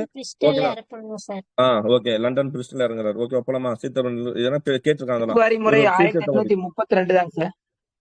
மகள்வாரி முறை. ஓகே. சரி வாங்க. டைம் இல்ல வாங்க. மகள்வாரி முறை. ஆமாங்க சார். அவர் தனது தாய்மொழியான வங்காள மொழியில் இவர் என்னன்னா ஒரு சீர்திருத்தவாதி. வங்காள மொழியில் புலமை பெற்றிருந்ததோடு அவர் எக்ஸ்ட்ரா சமஸ்கிருதம், அரபி, பாரசீகம், ஆங்கிலம் போகிய மொழி. ஓகேங்களா? சமஸ்கிருதம், அரபி, பாரசீகம். பாரசீகம் மறக்க கூடாது. ஏன்னா பாரசீகத்துல ஒரு இதெல்லாம் தொடர்பாரு. ராஜாராமன் ராய் பொருளற்ற சமயத்தரங்களையும் கேடுகளையும் விளைவிக்கும் சமூக மரபில் இவர் இருந்த போலும் தொடர்காலத்துடன் தொடர்பை அவர் பாதுகாப்பு தன்னுடைய சமய தத்துவ சமூக பொருளில் ஒரு என்ன கொண்டு வந்தார்? ஒரு கடவுள் கோட்பாடு, உருவ வழிபாடு, எதிர்ப்பு போன்ற கருத்துக்களை நான் வேகமா போறேன். காரணம் நீ ஆல்ரெடி படிச்சிருந்தான். நம்ம எல்லாருமே ஆல்ரெடி படிச்சிருந்தான். நமக்கு எது மறக்கும் அப்படின்னு பார்த்தோம்னா அந்த இயர்ஸும் அந்த அமைப்பும் தான். அதை மட்டும் பார்த்துக்கலாம். உருவ வழிபாடு எதிர்கொண்ட கருத்துலையும் தகத்தை பெற்றால் உபநிடதங்கள் தான் கொடுத்த விளக்கங்களின் அடிப்படையில் இந்துக்களின் மறைநூல்கள் அனைத்தும் என்ன சொல்லுது? ஒரு கடவுள் கோட்பாடே அல்லது ஒரு கடவுளை வணங்கா சொன்னாரு. சமூகத்தில் நிலவியதும் உடன்கட்டை ஏறுதல், குழந்தை திருமணம், பலதாரமணம் போன்ற மரபு அதெல்லாத்தையும் எதிர்த்தாரு. மேலும் அவற்றிற்கு எதிராக சட்டங்கள் ஏற்றபடி ஆங்கிலேயர் சார்ந்து விண்ணப்பித்தார். விதவை மறுமணம் மறுமணம் செய்து கொள்ள உரிமை உடையவர்கள் எனும் கருத்தை முன்வைத்தார். பலதாரமத்தில் முற்றுப்புள்ளி வைக்கின்றாரு. ஓகேங்களா? சோ மனித பண்போடும் இருக்கும்படி வேண்டுகோள் விடுத்தார். 1829 தலைமை ஆளுநர் வில்லியம் பெண்டிங் சதி பார்த்தோமா? ஏன்னா இது 17 விதி 17 டிசம்பர் 4 அவ்வளவுதான். ஓகேங்களா? இதுக்கு ராஜாராமன் முக்கிய பங்கு வகித்தார். ராஜாராமன் பெண்ணடிமை தந்தை கண்டனம் செய்தார். ஆண்கள் பெண்களுக்கு கல்வி வழங்கப்பட வேண்டும் கருத்து விலகம் முன்வைத்தார். பள்ளியிலும் கல்வியிலும் ஆங்கில அதிலும் மேலை நாட்டு அறிவியலும் அறிமுகம் செய்யப்படுறது முழுமையாக ஆதித்தார். ஓகேங்களா? நம்ம கல்வியிலும் சரி பள்ளியிலும் சரி ஏன்னா மேலை நாட்டு அறிவியலை கொண்டு வர ஆதரிக்கிறார். ராஜாராமன் 1828 எங்க சொன்ன ஆகஸ்ட் 20 பிரம்ம சமாஜத்தை நிறுவி கல்கத்தாவில் ஒரு கோவிலையும் நிறுவார். அவர் என்ன பண்றாரு? 1892 பிரம்ம சமாஜத்தை நிறுவி ஆகஸ்ட் 20 ஒரு கோயிலையும் கட்டுறாரு. ஆனா அந்த கோயிலுக்குள்ள சிலை இருந்துச்சா? கிடையாது. அந்த கோவில் அந்த திருவுருவ சிலையில் எதுவும் வைக்கப்படல. இங்க எந்த ஒரு மதத்தையும் மேலனமாகவோ அவமானமோ பேசக்கூடாது, மறைமுகவோ குறிப்பிடக்கூடாது. இது எல்லாருக்கும் பொதுவான ஒரு கோவில்ன்றாரு. பிரம்ம சமாஜ உருவ வழிபாட்டை தவிர்த்தோடு பொருளற்ற சமயத்தாலும் சம்பிரதாயம் எதிர்த்து இருந்தபோலும் தொடக்கம் முதலமாக பிரம்ம சமாஜத்தின் கருத்துக்கள் கற்றறிந்த மேதைகள் கல்வி பெற்ற இது இப்போ அன்னைக்கு எவ்வளவு இன்னைக்கே நம்ம எல்லாம் ஒண்ணுடா, தீண்டாமை இருக்கக்கூடாது, சாதி வேற்றுமை இருக்கக்கூடாதுன்னு சொன்னா எவனாவது ஏத்துக்கிறானா?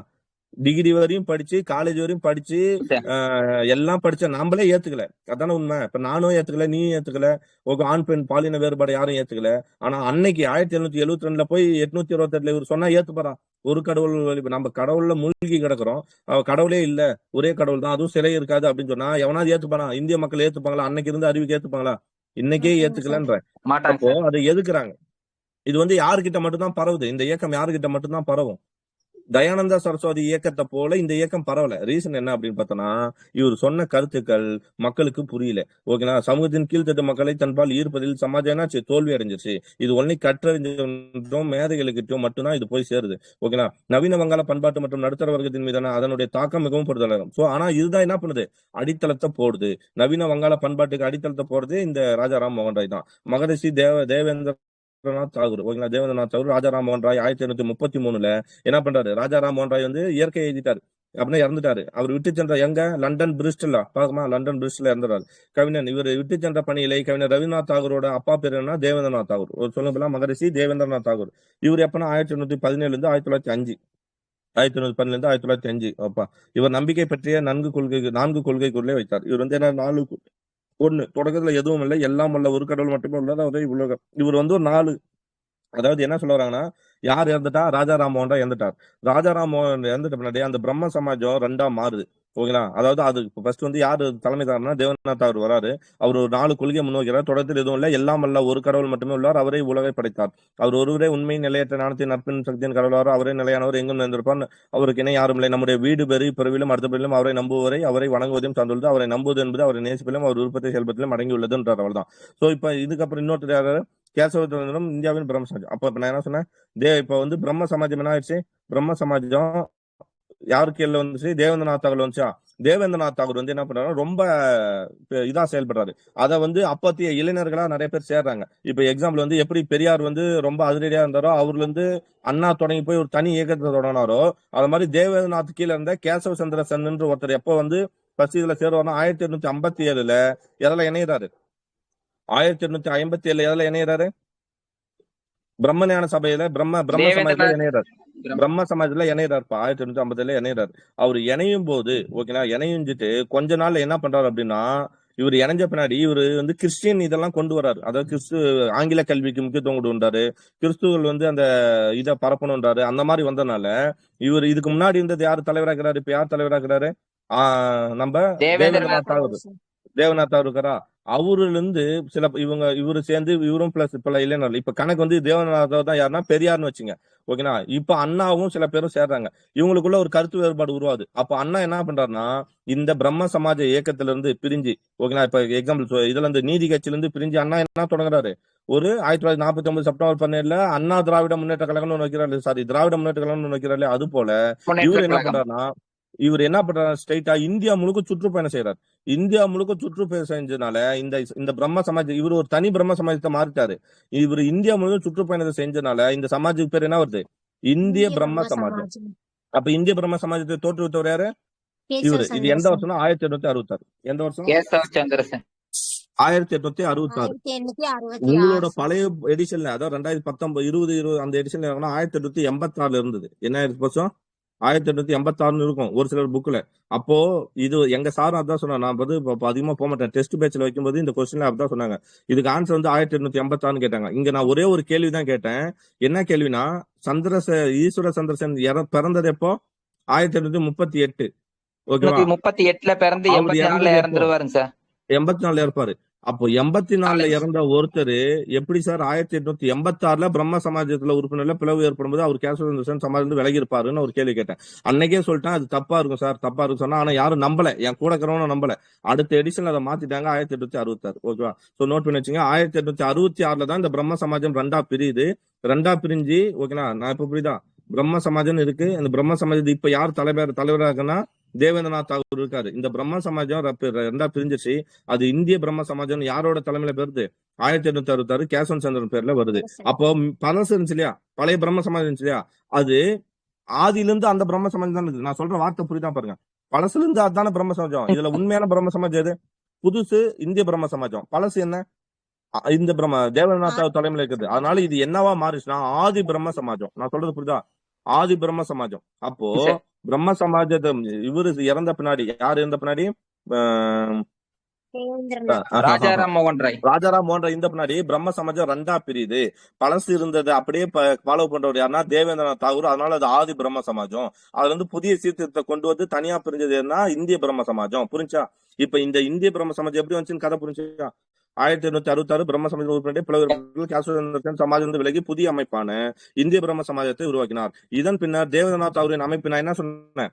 ஆதி பிரம்ம சமாஜம் என அழைக்கப்படலாயிற்று. ஓகேவா? கதை ஓகேவா? குழந்தை திருமணத்தை சமாஜம் கண்டனம் செய்திருந்தது. இப்போ குழந்தை திருமணத்தை அவங்க கண்டனம் செய்யறாங்க. அப்படி இருந்த போது கேசவ சந்திர சென் என்ன பண்றனா, தனது 14 வயது மகளை யார் கல்யாணம் செய்கிறார்? இந்திய இளவரசன் ஒருவருக்கு திருமணம் செய்து கொடுத்த போது குழந்தை திருமணத்தை எதிர்த்தோர் இந்திய பிரம்ம சமாஜம் விளங்கி எதை அமைச்சிட்டாங்க? சாதாரண சமாஜம் என்னும் அமைப்பை நிறுவிட்டாங்க. இதெல்லாம் இன்னைக்கு தெளிவா இருக்குது. நான் படிக்கும்போது 2022ல இது ரொம்ப குழப்பமா இருக்கும். இந்த பகுதி ஒண்ணுமே புரியல. எங்க யாருக்கிட்ட கேட்டாலும் புரியல, இது பண்ணிட்டாங்க. அப்ப நானா வச்சு ஒரு கான்செப்ட புரிஞ்சுக்கிட்டேன். அதுதான் இன்னைக்கு அப்ப பரவாயில்ல அப்டேட் பண்ணிட்டாங்க சாதாரண சமாஜம். சோ கதை புரிஞ்சா? ஏன்னா 1866ல என்ன பண்றாரு இவரு? 1866ல என்ன பண்றாரு நம்ம தலைவர்? கேசவ சந்திர சென் ஒரு 1864 தானே இந்திய பிரம்ம சமயத்தை கொண்டு வர்றாரு. உருவாக்குறாரு. இவரோட முயற்சியால தான் 1872 ஒரு சட்டம் இயற்றப்பட்டிருக்கும். சொன்னா உள்நாட்டு திருமண சட்டம், பலதார தடை திருமண சட்டம் அல்லது குழந்தை திருமண சட்டம் சொல்லி கொண்டு வருவாங்க. அந்த வயசு என்ன சொன்னா 1822 சார். ஒரு மன்னன் ஒரு ஆள் பலதார திருமணம் செய்த தடுக்குது. 2வது குழந்தை திருமணத்தையும் தடுக்குது. 14 வயசுக்கு மேலதான் கல்யாணம் ஆகும்னு சொல்லுது. ஆனா இவரே என்ன பண்றாரு, இதுக்கப்புறம் 1874 நினைக்கிறேன் அந்த சட்டம் வந்த பின்னாடி 74 என்ன பண்றாருன்னா தன்னோட ஒரே பொண்ணுக்கு 14 வயசு பொண்ணுக்கு யார கல்யாணம் பண்ணி வைக்கிறாரு, இளவரசன் ஒரு திருமணம் பண்ணி வைக்கிறாரு. அப்ப ஊருக்கு கதை சொல்லிட்டு நீ இப்படி கிரியடான்னு சொல்லிட்டு அவர்ல இருந்து அவரோட சீடர்கள்லாம் பிரிஞ்சு தனியா ஒரு சமாஜத்தை உருவாக்குறாங்க. அந்த சமாஜத்துக்கு பேர் என்ன, சாதாரண சமாஜம். சாதாரண அவ்வளவுதான். சமாஜ். ஓகே, எல்லாம் முடிஞ்சது. ஈஸ்வர வித்யாசாகர் இவர் வங்காளத்தை சேர்ந்த மற்றொரு முதன்மையான சீர்திருத்த ஈஸ்வர வித்யாசாகர். ராஜாராம் மோகன் ராயும் இவர் எப்பனா 1820 to 1891. 1891 ராஜாராம் மோகன் ராயும் மற்றவர்களும் சமயத்தை திருத்துவது மேலை நாட்டு பத்திரிகை மற்றவங்களும் என்ன பண்ணாரு, ராஜாராம் மோகன் ராய் என்ன பண்றது, சமூகத்தை சீர்திருத்தம் எங்கிருந்து கான்செப்ட் தூக்கிட்டு வந்தாங்க, மேலை நாட்டு பகுத்தறிவு சிந்தனைகளின் துணையை நாடிய போது. நான் சொல்றது புரியுதான், டேய் நம்ம இந்தியா ரொம்ப மூட நம்பிக்கையில இருக்கிறா அப்படின்னு சொல்லிட்டு ராஜாராம் மோகன் ராய் எங்க இருந்து போய் புதிய சிந்தனையை தூக்கிட்டு வராரு, ஆங்கிலத்திலிருந்து, அதாவது ஐரோப்பியாவில அங்க போய் மேற்கத்திய சிந்தனையை தூக்கிட்டு வந்து வைக்கிறாரு இந்தியர்கிட்ட. அதனாலதான் இந்தியர்கள் என்ன பண்ணலன்னா, டேய் நீ மேற்கத்தியத்தை தூக்கிட்டு வர, அப்ப நாங்க எப்படி அதை ஏத்துப்போம்னு சொல்லி அதை ஏத்துக்கல. ஆனா ஈஸ்வர சந்திர வித்யாசாகர் என்ன பண்றாருன்னா, நம்மளோட மறைநூல்கள் இருக்குல்ல, நம்மளோட புக்கு இந்து மறைநூல்கள், இந்த ரிக்வேதம் என்ன சொல்லுச்சு, ஃபர்ஸ்ட் பாயிண்டே சொன்ன ரிக்வேதம் என்ன சொல்லுச்சு, பெண்களுக்கு முன்னுரிமை வழங்குச்சு. கரெக்டா, பெண்களுக்கு முன்னுரிமை வழங்குது ரிக்வேதம். பின்வேத காலத்துல தான் பெண்களை எதுலையுமே கலக்கூடாதுன்ட்டான். அப்போ அந்த மாதிரி மறைநூல்களை கொண்டு ஓகேங்களா, முற்போக்கு வாதிட்டார். விதவைகளை எரிப்பதும் விதவை மரணத்தை தடை செய்வதும் ஏற்றுக்கொள்ளப்படவில்லை என்பதற்கு எதுல ஆதாரத்தை காட்டுறாரு, ஆதாரம் காட்டுறது. முட்டாளுங்களே, இந்த மாதிரி ஒரு விஷயம் எங்க இல்ல. ஓகேங்களா, சதின்ற ஒரு கொடிய பழக்கமோ இல்ல குழந்தை திருமணமோ இது எங்க இருந்து வரல, இது நம்ம மறைநூல்கள் இல்லடான்னு சொல்லி எடுத்து காட்டுறாரு. அவர் தந்த கருத்துக்களை சாதாரண வாதங்களை கொண்ட சிறு நூல்களை வெளியிட்டார். அவர் நவீன வங்காள உரையினுடைய முன்னோடி. ஓகேங்களா, நோட் பண்ண முடியல அந்த பாயிண்ட். பெண் கல்வியை மேம்படுத்துவதில் முக்கிய பங்காற்றினான்னு பார்த்தோம். ஓகேங்களா, ஆமா தானே, எங்க மிட்டாப்பூர், ஓகேங்களா, நாடியா போன்ற மாவட்டம்லாம் பெண் கல்வி உருவாக்கணும்னு பார்த்தோம் இல்லையா ஸ்கூல்ல. ஓகே, மேலும் முக்கியப்பட்ட பெண்களுக்கு பள்ளியில் நிறுவப்பட்ட இந்து சமூகத்தில் குழந்தை பருவத்தில் விதவிலான சிறுமிகளின் வாழ்வை மேம்படுத்துவதற்காகவே தனது முழு வாழ்வையும் அர்ப்பணித்தார். பண்டித ஈஸ்வர சத்திய வித்தியாச தலைமையற்ற இயக்கத்தின் விளைவாக 1890 மறுமண திருத்த சட்டம், விதவை மறுமண சட்டம் ஏற்றப்பட்டதுன்னு பார்த்தோம். 1860 முதன்முறையாக திருமண வயது சட்டம் ஏற்றப்பட்டது. ஓகே, 1860 நோட் பண்ணி வச்சுக்கணும், 1860 முதன்முறையாக திருமண வயது சட்டம் ஏற்றப்பட்டது. அப்பெருமை இந்த வயசு யாருக்கு சேரும், 1856 சட்டம் மட்டும் கிடையாது, 1860 முதன்முறையாக திருமண வயது சட்டம். நோட் பண்ணீங்க, திருமண வயது சட்டம். அதுவும் யார் சேர்ந்தா, ஈஸ்வர சந்திர வித்யாசாகர் சாரம். திருமணத்திற்கான வயது 10 என்று நிர்ணயம் செய்யப்படுது. 1860 எவ்வளவு சொல்லுது, ஞாபகம் இருக்கா, 1000. அக்பர் என்ன ஃபர்ஸ்ட் நம்ம என்ன பார்த்தோம், ஃபர்ஸ்ட் என்ன பார்த்தோம், 14 வயசு சொல்லிருப்பாரு. 1800 அக்பர் 10 14 10 16 சொல்லிருப்பாரு. அழகா 14 16 சொல்லிருப்பாரு அக்பர். கரெக்டா, சார் 1846ல 10 வயசுன்னு பாத்துருக்கோம். 1846ல 10 வயசுன்னு சொல்லிருப்பாங்க. பெண் குழந்தைகளுக்கு 10 வயசுன்னு கட்டாயப்பட்டிருப்பாங்க. அப்புறம் அதுக்கு முன்னாடி அக்பர் 14 16 சொல்லிருப்பாரு. அதுக்கப்புறம் 1930 சாரதா சட்டம் என்ன சொல்லும் அப்படின்னு பார்த்தோம், 1872 பெண்களுக்கு 14 வயசு. 1872 1872 அதான் அந்த பலதார மனை சட்டம். அது எவ்வளவு சொல்லுன்னா, பெண்களுக்கு 14 ஆண்களுக்கு 18 சொல்லு இல்லையா. அதுக்கு முன்னாடி ஒரு சட்டம் வருது, அதுக்கு முன்னாடி வர சட்டம் தான் ஈஸ்வர மூலியமா 60. அது பேரே திருமண வயது சட்டம். உங்களை இதுல எதுவுமே திருமண வயது சட்டம் இருக்காது. சாரதா சட்டம் இருக்கும், இன்னொன்னு உள்நாட்டு திருமண சட்டம் இருக்கும். இது திருமண வயது சட்டம். இப்ப ஈஸ்வரன் இருக்கும் திருமண வயது. இதுவும் என்னன்னு சொல்லுது, 10 என்று நிர்ணயம் செய்தது. ஓகேங்களா, அப்போ 1846 10 ஆங்கிலேயர் போட்ட சட்டம். 1860 வித்யாசாகர் கொண்டு வந்த சட்டமும் 10. ஓகேங்களா, 1872 14 18. ஓகேங்களா, அதுக்கப்புறம் சாரதா சட்டம் 1930 வரும். அது 14 20 என்ன வரும், அதுவும் 14 18 தான். அதுவும் 14 18 தான். சரிங்களா, அப்புறம் இந்து திருமண சட்டம் 1955 தான் என்னவா மாத்தோம், 1955 18 21. ஓகேவா, இப்ப இருக்கிறது 21. ஓகே, திருமணத்துக்கான வயது 10 என்னன்னு சொல்றது, அது 1891 12ஆகவும் 1925. ஓகே, இதுல இன்னும் சீர்திருத்தம் வருது. 1860 எவ்வளவு வயசு, பெண்ணுக்கு 10. 1891 2வது கவுன்சில் சட்டம் போடப்பட்டது எப்போ, மறைமுக தேர்தல் அறிமுகப்பட்ட 92. அதுக்கு முன்னாடி ஒரு வருஷம் 91. 1891 ஓகே 1891 12 ஆகும். 1891 12. ஓகேவா, அம்பேத்கர் பிறப்பார் அப்போ 1891. அம்பேத்கர் பிறந்தது தானே, பாரதிதாசன் அம்பேத்கர் பிறந்த வருஷம் தானே. ஆமா, ஓகே, பாரதிதாசன் அம்பேத்கர் பிறந்தது 12. 1925 13. 1925 சுயமரியாதை இயக்கத்துல 13. ஓகேவா, ஓகே. ஆனால் கவலை திருமண வயது ஒப்புதல் கமிட்டி 1929. அப்போ திருமண வயது ஒப்புதல் கமிட்டி ஒரு கமிட்டி இருக்கு 1929. இச்சட்டம் காகிதத்தில் மட்டுமே இருந்தது. ஓகேங்களா? இந்த சட்டம் சொல்லுது 1929 திருமண வயது ஒப்புதல் கமிட்டி ஒண்ணு போடுறாங்க. இந்த மேல்கண்ட இதெல்லாம் எதுல தான் இருந்துச்சு? வெறும் வாயில மட்டும்தான் இருக்குது. ஓகேங்களா? பேப்பர்ல மட்டும் இருக்கு. சட்டம் மட்டும் இருந்து நீதிபதிகளும் வழக்கறிஞர்களும் ஒரு சில படித்த மனிதர்களுமே அதை பற்றி அறிவிப்பட்டிருந்தார். அப்ப அதுக்கப்புறம் தான் 1929 அந்த கமிட்டி சொன்னப்பட்டு 1930 யார் வரா? சாரதா திருமண சட்டம் வருது. ஓகேவா? ஓகேவா? நான் சொல்றது புரிஞ்சா? 1846ல 10, 1860லயும் 10, 1891ல 12, 1925ல 13, ஓகேவா? 1930ல 14 மாறுது. ஓகேவா? ஓகே. அதே மாதிரி அந்த 1872லயும் 14 அதெல்லாம் அதிகாரப்பூர்வ சட்டம் மட்டும். சரி, இங்க வாங்க. சட்டம் குழந்தை விதைகளின் நிலை மேம்படுத்த பிரார்த்தனை சமாஜம். ஓகேவா? அடுத்தது பிரார்த்தனை சமாஜம். இவனு ஒருத்தன் மிக மகாராஷ்டிர சமூக இயக்கம். பிரார்த்தனை சமாஜம் எங்க? பிரார்த்தனை சமாஜம் மகாராஷ்டிரா பகுதி. ஓகேவா? சீர்திருத்தங்களை ஆதரவு பெற்ற மற்றொரு பகுதி. பம்பாயில் 1867 ஓகேவா? யாரால் நிறுவப்பட்டா? ஆத்மராவ் பாண்டுராங்கனால் நிறுவப்பட்டிருக்கும். இதன் நிறுவியர் ஆத்மராவ் பாண்டுராங் 1825 to 98. அவர் இந்த சமாஜத்தின் 2 மேன்மை மிக்க உறுப்பினர் யாரு? இந்த பிரார்த்தனை சமாஜத்தோட 2 பேர் தான் ஆர்சி பண்டர்கரும் நீதிபதி மகாதேவ் கோவிந்த் ராண்டே, எம்டி ராண்டேன்னு சொல்றோம்ல அவரு. ஓகே. இவரும் சாதி மறுப்பு, சமபந்தி சாதி மறுப்பு, திருமணம், விதவை மறுமணம், பெண்கள் மற்றும் ஒடுக்கப்பட்ட மக்கள் முன்னேற்றப்பட்ட நடவடிக்கை தங்களை அர்ப்பணித்துக் கொண்டவர் அவர். மகாதேவ் கோவிந்த் ராண்டே 1842 to 1901 விதவை மறுமண சங்கம் சொன்னமா 1861. இன்னொரு இடத்துல பார்த்தோம் விதவை மறுமண சங்கத்துல 1864 உறுப்பினராக சேருவான்னு பார்த்தோம். புனே சர்வஜனிக் சபா 1870. தக்கான கல்வியெல்லாம் 1984 நிறுவினார். ஓகேங்களா? ஆத்மராவ் பண்றாங்க 52. அடுத்து வந்து இந்து புத்தெழுச்சி இயக்கம். ஓகேங்களா? அதான் அந்த மீட்பு இயக்கம் பார்ப்போம். சுவாமி தயானந்த சரஸ்வதி மற்றும் ஆரிய சமாஜ் 1875 அதெல்லாம் பார்ப்போம். பஞ்சாபில் ஆரிய சமாஜம் சீர்திருத்தங்களுக்கு தலைமையிட்டது. அப்போ மகாராஷ்டிரால பிரார்த்தனை ஆத்மராவ் பண்றாங்க. கல்கத்தாவில தான் யாரு அப்படின்னா பிரம்ம சமாஜம் ஈஸ்வர சந்திர இவர் வந்து என்னன்னா பஞ்சாப்ல ஆரிய சமாஜ சீர்திருத்தங்களுக்கு தலைமையிட்டது. இது 1875 நிறுவப்பட்டது. பாப்போமா? 1875 தான் நிறைய இயக்கங்கள் வரும். ஓகேவா? நோட் பண்ணி வச்சுங்க. இவ் அமைப்பை நிறுவியர் மேலை கங்கை சமவெளியில் அணைந்து தெரிந்து கொண்டிருந்த சுவாமி தயானந்த சரஸ்வதி. என்ன பேர்? அவருடைய இயற்பேர் என்ன? சுவாமி தயானந்த சரஸ்வதியோட இயற்பேர் என்ன? மூல் சங்கர். என்ன பேரு? மூல் சங்கருங்க சார். ஓகே. மூல் சங்கர். ஓகேங்களா? சோ அவர் என்ன பண்றாரு? மேலை கங்கை சமவெளியில் அணைந்து கொண்டிருந்தார். வங்காள சைடுல தெரிஞ்சுக்கிறாரு. ஓகேங்களா? அப்ப 1824 to 83, 1824 to 83, 1823 இருந்து 1874 யாரு இது? வள்ளலார். ஓகேங்களா? இது வந்து இங்க அவரோட ஒரு வருஷம் அதிகம், ஒரு வருஷம் கம்மி வருது. ஓகே. 1884 83 சுவாமி தயானந்த பின்னர் தந்த கருத்து நோட் பண்ணி கேட்கலாம். 1824 83, 1824 83. சரிங்களா? ஓகே. அவர் சுவாமி தயானந்த பின்னர் தனது கருத்துக்களை போதிப்பதற்காக பஞ்சாப்ல தங்குறாரு. எங்க? பஞ்சாப்ல தங்கிறார். ஓகேங்களா? சோ சரஸ்வதி இயக்கமே எங்கதான்? ஆரிய சமாஜம் எங்கன்னா பஞ்சாப் தான் ஃபர்ஸ்ட். அவருடைய நூலான சத்யார்த்த பிரகாஷ் இதுவும் 1875 தான். அதுவும் 1875 பம்பாயில தான் ஸ்டார்ட் பண்ணிருப்பாங்க. அதுக்கு அடுத்து பஞ்சாப் மாத்திருப்பாங்க அப்படியா? Sir. Okay. Okay. 12th. Okay. First வந்து பம்பாயா? ஐயோ எங்க போச்சுனே. ஓகே. ஃபர்ஸ்ட் வந்து பம்பாய். ஓகேவா? பம்பாயில இருந்து எங்க வந்திருக்கோம் அப்படின்னு பார்த்தோம்னா கேக்குதா பேசுறது? பஞ்சாப் மாதிரி இருக்கு. ஓகேங்களா? பஞ்சாப்ல இவங்க இயக்கம் வந்து தலைமை இருக்குது. ஓகே. சோ பஞ்சாப்ல தங்குறாரு. ஒரு நூல் வந்து சத்தியத்த பிரகாஷ் 1875 பார்ப்போம். ஓகே. பெரும்பாலானோர் படிப்படுது குழந்தை திருமணம், விதவை மரணம், மறுப்பு போன்ற பழக்கங்கள் அயல்நாடு சென்றால் தீட்டு என்று சொல்லப்படும் மறைநூல்களால் ஏற்றுக்கொள்ளப்படவில்லை.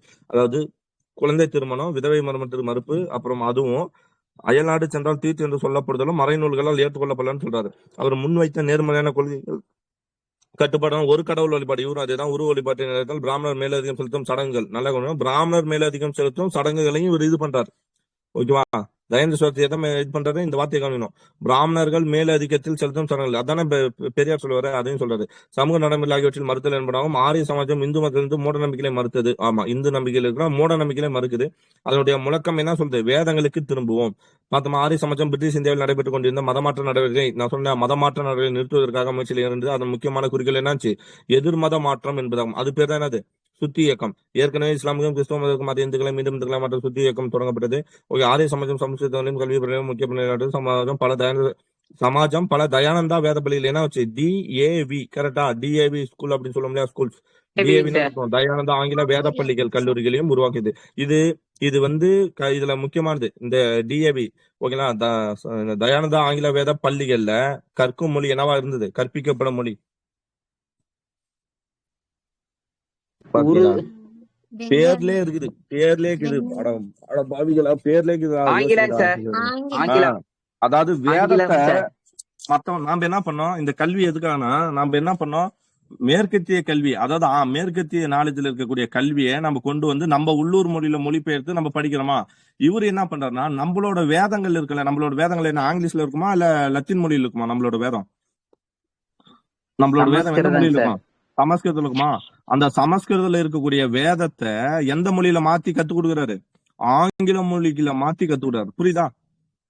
அதுதான் இந்த பள்ளி. இது பேரே ஆங்கில வேத பள்ளி தான். ஓகே, ஆங்கில வேத பள்ளிகள். ஓகேவா? பத்தியா திணறீங்க? ஓகே. ராமகிருஷ்ண பரமஹம்சர். ஓகேவா? ராமகிருஷ்ண பரமஹம்சர் கல்கத்தாவுக்கு அருகே இருந்த தட்சிணேஸ்வரம், என்ன ஊர் பேரு? தட்சிணேஸ்வரம் ஊரை சேர்ந்த எளிய அர்ச்சகரான காளியம்மாவோட பக்தர். ஓகேவா? இது பூசாரி அர்ச்சகரான ராமகிருஷ்ண பரமஹம்சர் 1836 to 86. 1800 நோட் பண்ணி வச்சுக்கலாம் இயரை. ஓகேவா? 1836 to 86. ஓகேவா? பஜனை பாடலை மனமுருகி பாடுவதை வழிமுறையா மூலம் பேரின்ப நிலை. இவர் என்னன்னா, நான் கடவுளை துதிக்கிறேன், அந்த துதியின் மூலியமாவே அந்த சந்தோஷத்துல நான் கடவுளை அடையறேன்றதுதான் இவரோட கான்செப்ட். பேரின்ப நிலை அடைந்த நிலையில் ஆன்மீக ரீதியாக கடவுளோட முக்கியத்துவம் கொடுத்தார். புனித தாயான கடவுள் காளின்னு சொன்னா தீவிர பக்தர். திருவிளையாடல் முடிவற்றவை அறிவித்தார். அவருடைய கருத்துப்படி அனைத்து மதமும் உலகளாவே எல்லோருக்கும் முழுக்களை கொண்டு அவற்றை பின்பற்றினால் அதை வீடு பெற்றுக்கு இட்டு செல்லும். சொல்லுங்க, ஜீவன் என்பது என்ன சொல்லுவாரு? ஜீவன் என்பது அன்பே சிவம் மாதிரி ஜீவன் என்பது சிவன் அப்படின்னு சொல்லியிருப்பாரு. ஓகே, வாழ்கின்ற அனைத்து உயிர்களும் இறைவனே அப்படின்றாரு. அதான் உயிர், ஜீவன்னா உயிர், உயிர்களே சிவன்றாரு. மனிதர்கள் செய்யப்படும் சேவை என்ன சொல்லுவாரு? கடவுளுக்கு செய்யப்படும் சேவைன்னு பார்ப்போம் இல்லையா? ராமகிருஷ்ணருடைய முதன்மையான சாதனை பிரம்ம சமாஜம் என்ற ராமகிருஷ்ணருடைய முதன்மையான சாதனை என்னன்னா, பிரம்ம சமாஜம் என்ற ஒரு சீர்திருத்த அமைப்புகள் முன்வைத்த பகுத்தறிவு கருத்தலின்பால் அதிருப்தி உற்ற கல்வி அறிவு பெற்ற இளைஞர்களை, நான் சொன்னது நல்லா கான்செப்ட் அப்படின்னா, பிரம்ம சமாஜம்னு ஒரு சீர்திருத்த இயக்கம் பார்த்தோமா, அந்த பகுத்தறிவு கொள்கையில அதிருப்தி உற்ற, நான் சொல்லேன், அந்த பகுத்தறிவு கொள்கையிலிருந்து அதிருப்தி உற்றது யாரு? ஒரு சில கல்வி பெற்ற இளைஞர்கள். அவங்களை யார் பால ஈக்கிறார்? இவரு தான் பால ஈத்துட்டார். அதாவது இப்போ எப்படி ஏடிஎம்கேல இப்ப டிஎம்கேல இருந்து அதிருப்தி உற்ற எந்த கட்சிக்கு போறாங்க? ஏடிஎம்கே போவானா? ஏடிஎம்கேல அதிருப்தி எங்க போவான்? டிவிகே போவானா? இப்ப புதுசா அது மாதிரி. ஓகேவா? இப்ப பிரம்ம சமாஜத்துல இருந்து அதிருப்தி உற்ற இளைஞர்களை யார் ஈர்த்துட்டா? ராமகிருஷ்ணன் வந்து ஈக்கிறார். ஓகே, உங்களுக்கு எல்லாம் நான் வந்து என்ன பண்றேன், ஒரு புதிய அமைப்பு தரேன்னு சொல்லிட்டு ஈர்க்கிறாரு. அப்படி ஈர்த்து அவங்களாம் 1886 அவர் இயற்கை இவர் எப்ப பிறந்தாரு? 1836 பிறந்தாரா? 36 பிறந்து 86 இருக்கிற 50 வருஷத்துல இறந்துட்டாரா? இவர் இறந்த பின்னாடி அந்த இளைஞர்கள்லாம் சேர்ந்து என்ன பண்றாங்கன்னா, இவர் பேர்ல ஒரு இயக்கத்தை ஆரம்பிக்கிறாங்க. ஓகே, 1900 அவர் இயற்கை எழுதிய பின்னர் அவருடைய சீடர்கள் தங்களை ஒரு மதம் சார்ந்த சமூகமாக, என்ன சார்ந்தது? மதம் சார்ந்த சமூகமாக அமைத்துக் கொண்டு ராமகிருஷ்ணரையும் அவரின் போதையும் இந்தியாவில் உலகின் ஏனைய பகுதியிலும் பரப்பும் பெரும் பணியை மேற்கொண்டனர். இப்பெரும் பணியின் பின்புலமாக இருந்தவர் யாரு? நரேந்திரநாத் தத்து. யார் அவர் பேர்? நரேந்திரநாத் தத்து யாரு? சுவாமி விவேகானந்தர். ஆமா. கிறிஸ்துவ சமய பரப்பு நிறுவனங்களின் நிர்வாக எப்போ? ஜனவரி 12. ஓகேங்களா? சுவாமி விவேகானந்தர் ஜனவரி 12 1863. Very good. ஜனவரி 12 1863. ஓகேவா? கிறிஸ்துவ சமய பரப்பாளரின் நிர்வாக கட்டமைப்பை இவரு நல்லா கவனிக்கணும். இவரு இந்து மதத்தை வந்து யார் பேர்ல பரப்ப போறாங்க? விவேகானந்தா இவரு ராமகிருஷ்ணா பேர்லயும் அவரோட சேவைகளையும் பரப்ப போறாங்க, ஒரு மதத்தின் அடிப்படையில. ஆனா அந்த இவங்க எதை வந்து பேசிக்கா எடுத்துக்கிறாங்க? கிறிஸ்துவ சமய பரப்பு நிர்வாக கட்டமைப்பை பின்பற்றி. எப்படி? ஏன்னா நீ நினைச்சு பாரு, கிறிஸ்துவன்றது தோன்றியது வந்து ரோம்ல. ஆனா அங்கிருந்து அவங்களோட சீடர்கள் இயேசுவை ஃபுல்லா பரப்பணும்னு சொல்லி உலகம் ஃபுல்லா கிளைகள் ஆரம்பிச்சு, சபைகள் ஆரம்பிச்சு, நற்பணிகள் ஆரம்பிக்கிறானா? நான் சொல்ற கான்செப்ட் புரிதா பாருங்க. கிறிஸ்துவர்கள் வந்து உனக்கு கல்வி கொடுக்குறானா? உனக்கு ஸ்கூல் கட்டி கொடுக்குறானா? ஹாஸ்பிட்டல் வச்சிருக்கானா? படிச்சிருக்கியா? நிறைய படிச்சிருப்ப. ஹாஸ்டல் கட்டி கொடுப்பான். அப்போ அவன் ஒரு கட்டமைப்பை உருவாக்கி தானே என்ன பண்றான்? பரப்பிட்டு வரான். அது போல நம்ம யாரப்ப இது பண்ணோம்? ராமகிருஷ்ணரை. ஓகேவா? ராமகிருஷ்ணரோட கொள்கைகளை ஒரு கிறிஸ்துவ பரப்பு நிறுவனங்களின் நிர்வாக கட்டமைப்பை பின்பற்றி விவேகானந்தர் என்ன பண்றாரு? ராமகிருஷ்ண மிஷனை நிறுவுறாரு. எப்ப நிறுவுறாரு? 1897. ராமகிருஷ்ண மிஷன் சமய செயல்பாடோட மட்டும், இது வெறும் சமய செயல்பாடோட மட்டும் நிக்காம இது என்ன பண்ணுதுன்னா, மக்களுக்கு கல்வி அறிவு வழங்குது, மருத்துவ உதவி. ஏன்னா கிறிஸ்துவம் அப்படித்தானே பண்ணும். கிறிஸ்துவ அமைப்பு தானே கல்வி கொடுக்கும், மருத்துவ அறிவு கொடுக்கும், இயற்கை சீற்றங்கள் முக்கியமான விஷயம். இயற்கை சீற்றங்களின் போது அது என்ன பண்ணும்? நிவாரண பணிகளை மேற்கொள்வது. நீங்க பாத்தீங்கன்னா மேற்கு சுந்தரவன காடுகள் அந்த பகுதியில வந்து என்ன பண்ணுறது, கரண்ட் கொடுத்துருப்பாங்க, அப்படி எல்லாம் படிச்சிருப்போம். ஞாபகம் இருக்கா? போன்ற பவனிலும் செயலாக்கத்துடன் ஈடுபட்டது. ஓகேவா? சொல்லலாமா? சுவாமி விவேகானந்தர் பின்னாளில் சுவாமி விவேகானந்தர் நிலை பெற்ற நரேந்திரநாத் தத்தா. அவருடைய இயற்பேர் 1863 1902 இறக்கிறாரு. ராமகிருஷ்ணா பரமஹம்சருடைய முதன்மை சொல்ல படித்த அவர் ராமகிருஷ்ணனின் கருத்து மரபு சார்ந்த தத்துவ நிலைப்படையில் மனநிலை பெறாத அவர் நடைமுறை வேதாந்தமான மனித உலகிற்கு தொண்டு செய்தல் என்னும் கோட்பாட்டை வரைந்துவிட்டார். மதத்தோடு தொடர்புடைய என்னும் ஒரே காரணத்துக்காக அனைத்து நிறுவனங்களையும் பாதுகாக்கும் மனப்பாங்கனையும் அவர் கண்டனம் செய்தார். வெறும் மதன்ற ஒரு கான்செப்டுக்காக என்ன பண்ணக்கூடாது, நீ அனைத்து நிறுவனங்களையும் பாதுகாக்கும் மனப்பாங்கனையும் அவர் கண்டனம் செய்தார். பண்பாட்டுக்கு தேசியத்திற்கு முக்கியத்துவம் கொடுத்த அவர் இந்து சமூகத்திற்கு புத்துயிர் அளிக்க இந்திய இளைஞர்களுக்கு என்ன பண்ணாரு? அறைகூவல் விடுத்தார். கரெக்டா? அவருடைய சிந்தனைகள் பொருள் உற்பத்தியில் மேலை நாடுகள் செய்திருந்த சாதனைகளை கண்டு தாழ்வு மனப்பான்மை கொண்ட இந்தியர்களுக்கு ஓகேங்களா தன்னம்பிக்கையை விட்டுவதை அமைந்தது 1893. அப்ப இல்லையா 1893 செப்டம்பர் 11 சிகாகோவில் நடைபெற்ற உலக சமய மாநாட்டில் என்ன சிகாகோ பண்ணிருப்பாரு? இந்து மாநாடு சமயம் சார். பற்றி பக்தி மார்க்க சமூக சமய மாநாடு தத்துவம் குறித்த ஒரு ஆற்றிய சொற்பொழிவில் என்ன சொல்லிப்பாரு?